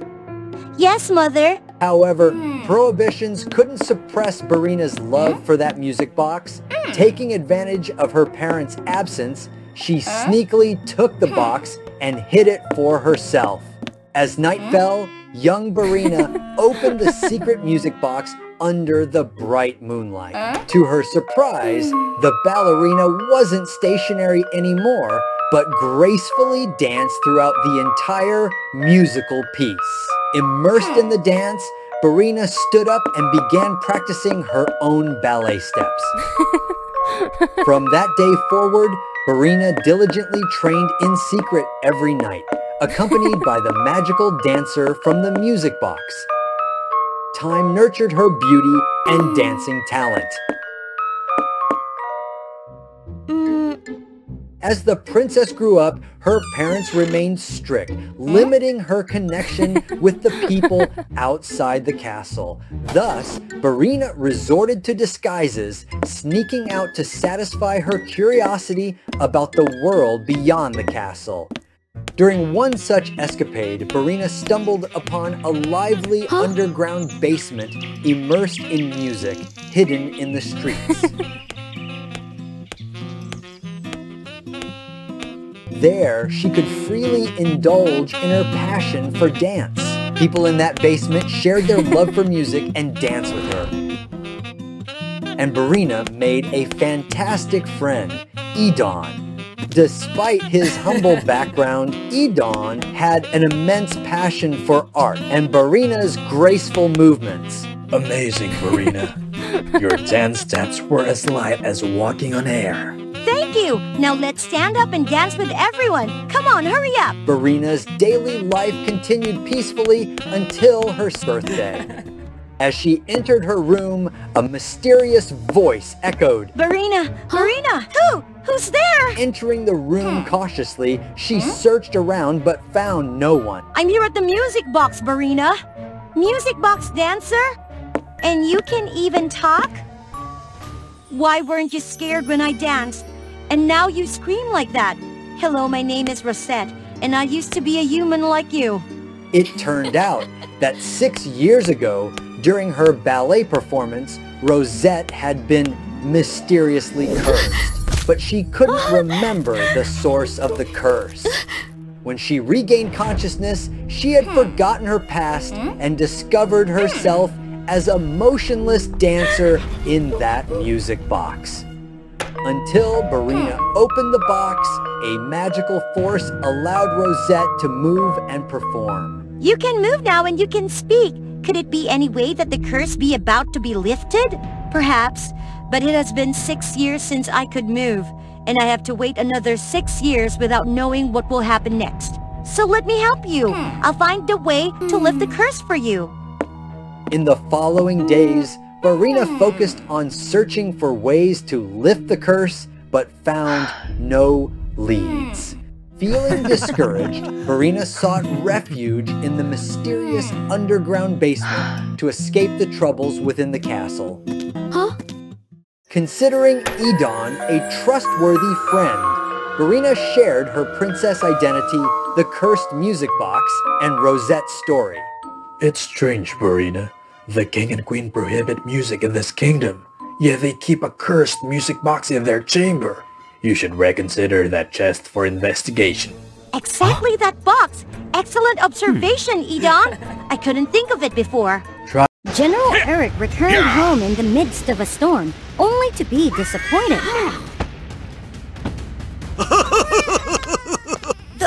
The baby is a girl. A warrior's lineage doesn't need a daughter. In Asgard, the land of the Norse gods, becoming a warrior was an honor, and men were highly regarded for it. One day, I must become a warrior like them.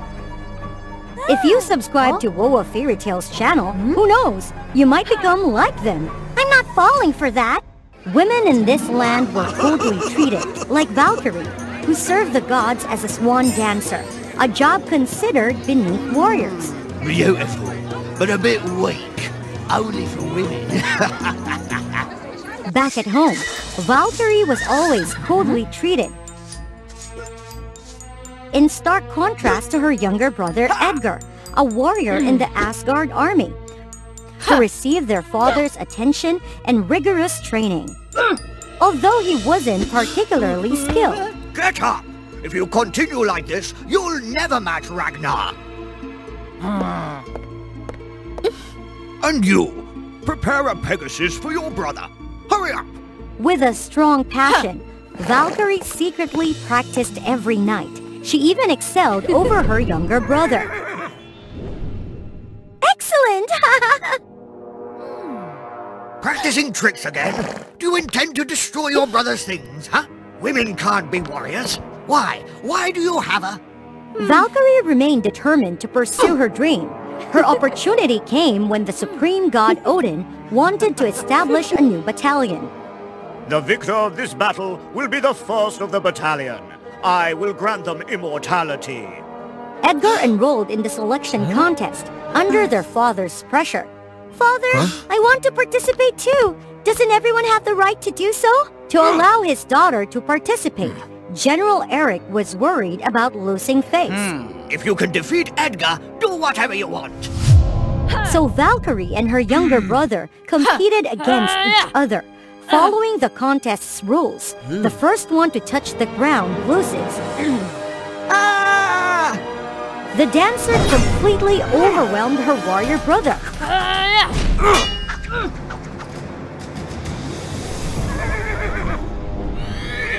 But just when she was about to launch her final attack, Edgar, defeat her! How can a fragile girl like that become a warrior? She got distracted, and Edgar only needed to save his strength to secure victory. I told you, so weak. Just accept it. However, Edgar wanted his sister to impersonate him in the competition. Father forced me into the army. I don't have the qualities. I just want a normal life. You lost because you were distracted. You're better than me. Every night, I saw you training. If you win, everyone will acknowledge you. You're strong. I'm sure you can do it. Huh? All right, I agree.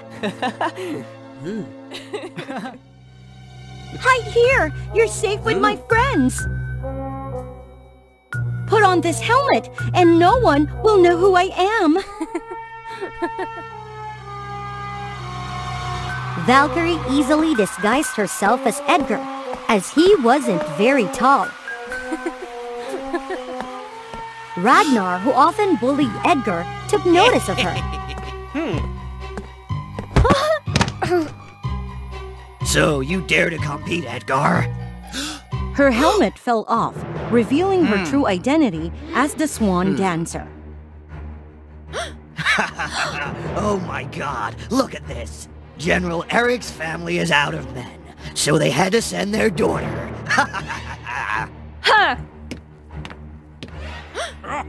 Valkyrie, come back! Come back immediately! How dare you! No! I absolutely won't! Dear Lord Odin, is there any rule that forbids women from participating in this contest? Indeed, you are allowed to participate if you have a Pegasus and armor.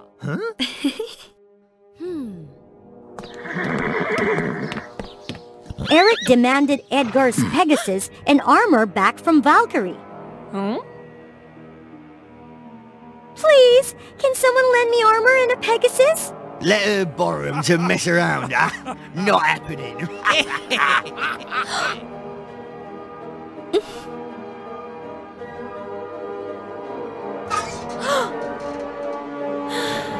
Father locked up all the armor! Your wings aren't fully healed yet. How can you fly? How can I wear these shattered pieces of armor?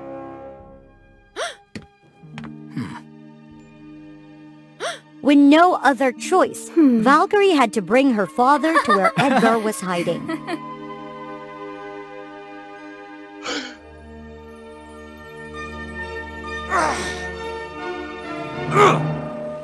So disappointing. Unbearable. Are you really my son?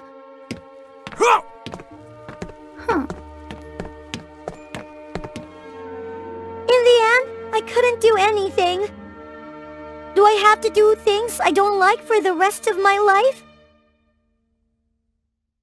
Looking at her swan dress, the dancer suddenly had a crazy idea. In the arena, Ragnar had defeated many opponents, including Edgar. What's this? Why are you all so weak? Not a shred of masculinity. Who's next? Is there anyone brave enough to challenge me? If no one dared to challenge, Ragnar would be the victor. So the winner is... I challenge you! What's this? Isn't this a stage for you, dancer? Valkyrie used her swan dress to create a new set of armor and heal her Pegasus. I beg you, come back! Don't embarrass me like this! Is there anyone else brave enough to challenge me besides this dancer? Get down! He's really strong! You won't stand a chance! I'm at a complete disadvantage here! You're strong! I'm sure you can do it! Valkyrie, Swan Dancer, daughter of Eric, I challenge you! Approved! The battle begins! Yes, ladies and gentlemen, on the other side of the arena is the most feminine warrior in the history of Asgard. Ragnar couldn't believe that the feminine warrior immediately overwhelmed him. Too fast? How? Since when? That's right, a woman, a little girl. And she's wearing that lightweight swan outfit. That's why she's so incredibly fast. Ragnar's overconfidence in the dancer nearly cost him dearly. Many times, Valkyrie could have defeated him if not for a stroke of luck. Alright, not just anyone can do this. Thanks to her agility, Valkyrie easily dodged the bulky warrior's attacks. Where is she? Where did she go? The battle raged on, stunning the audience with its intensity. Impossible! Is that Valkyrie? Nevertheless, she couldn't dodge forever. Surrender! Your arms can't wield a spear anymore! Valkyrie! Valkyrie! Valkyrie! Valkyrie! The brave ballet dancer boldly charged at Ragnar, dropping her spear to everyone's surprise. Soaring up like a swan, she pulled her opponent down. Valkyrie was supposed to be the one falling. Is that a bird? Is that a Pegasus? It's Valkyrie! My daughter Valkyrie! Valkyrie utilized the flying capabilities of her swan dress.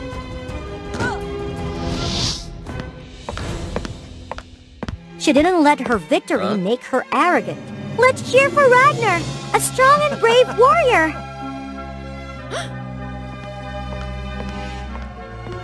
Valkyrie had changed the perception of women.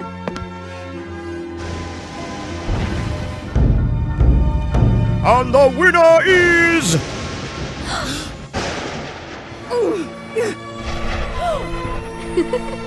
Valkyrie. She was granted immortality and became the first leader of this battalion. She became a protector, searching for the bravest warriors. A trainer.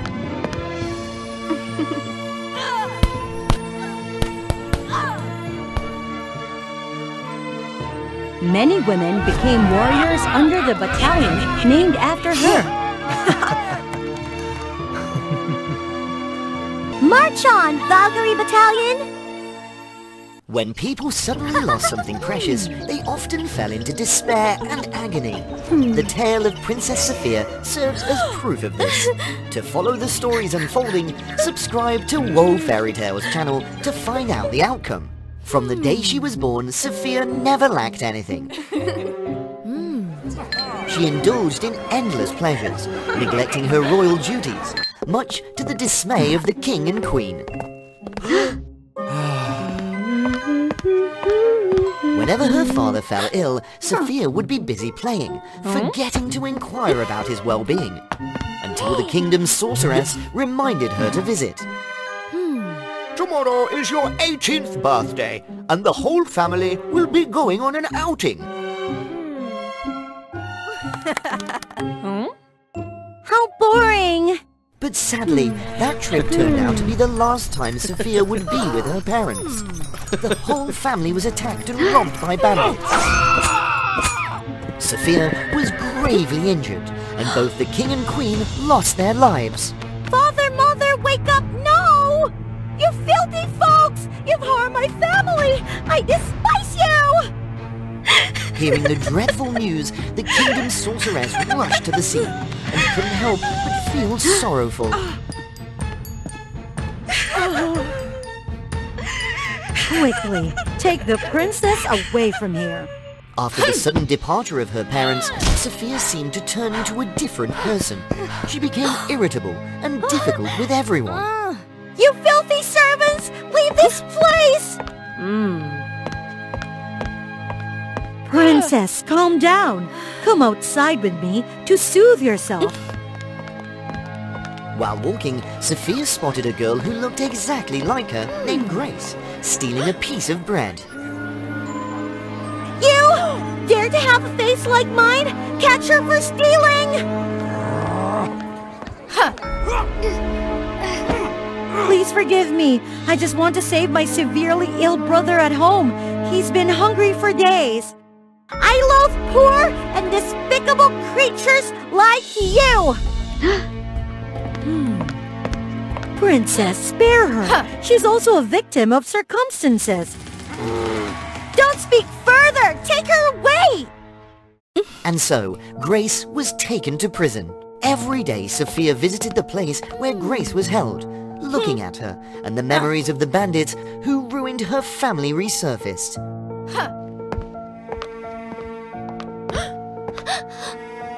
It's because of people like you that my family is in ruins! It's all your fault! Please forgive me. Suddenly, the sky turned pitch black.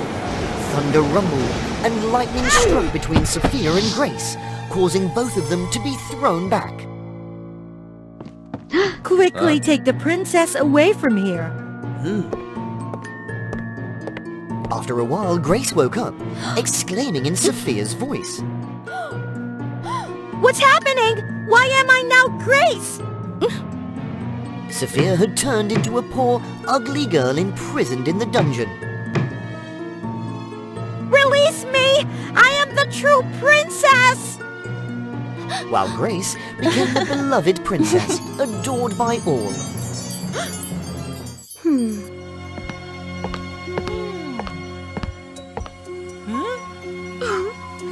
Please release Grace. Our family is in dire straits, forcing Grace to act this way.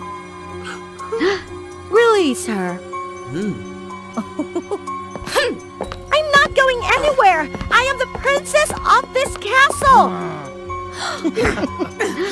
You deceitful soldiers! You will pay for this!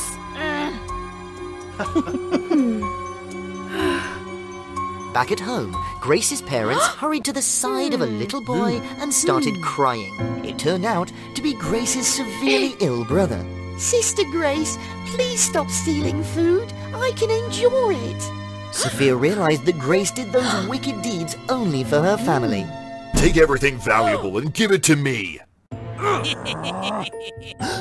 Please, give us more time. If the debt isn't paid in 3 days, I'll take this girl. Never. Even if we have to sell everything, we will never do such a thing. Sophia realized that no matter how poor they were, Grace's parents still showered her with love and protected their child fiercely. She reflected on her past life of wealth and how she had been consumed by material pursuits, neglecting her family. Such simple happiness, which Sophia had never experienced before. In 3 days, you must bring the full amount to repay the debt, or I'll take her away. Grace's parents were extremely worried, working tirelessly day and night.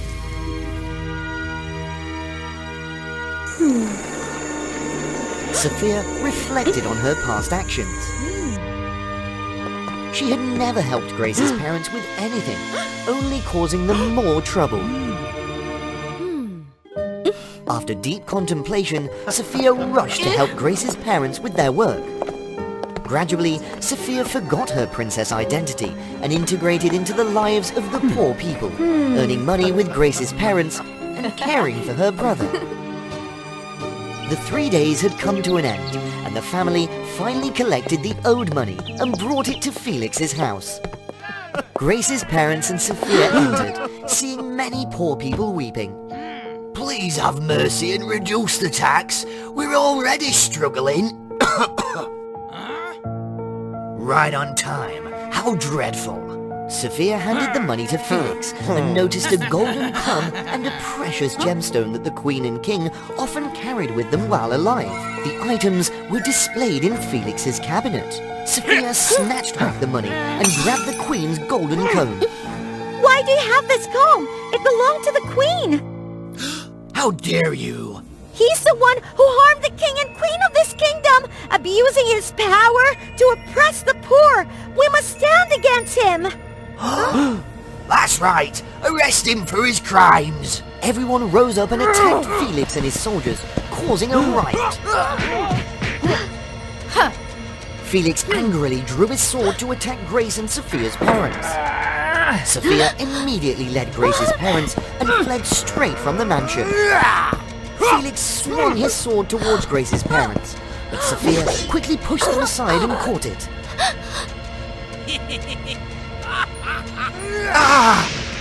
The old sorceress and Grace arrived on the scene. Quickly, capture that criminal! Let me go! Let me go! Father, Mother, it's me, Grace, your daughter. Only then did the old sorceress laugh gently and wave her hand, and lightning struck Sophia and Grace again, causing both to fall to the ground. Sophia and Grace woke up, returning to their original bodies. I did this to help you understand that not all poor people are wicked. You need a multifaceted perspective when judging situations. I have observed your time with them, and I feel that you have truly changed. And I asked Grace for help without revealing the truth. Thank you for helping me find the right path. I apologize for my thoughtless actions towards you. Forget about it. You also helped my parents a lot. From then on, everything returned to normal. Sophia no longer harbored prejudices against the poor. She lived harmoniously, embracing kindness and empathy. The entire kingdom overflowed with prosperity and happiness.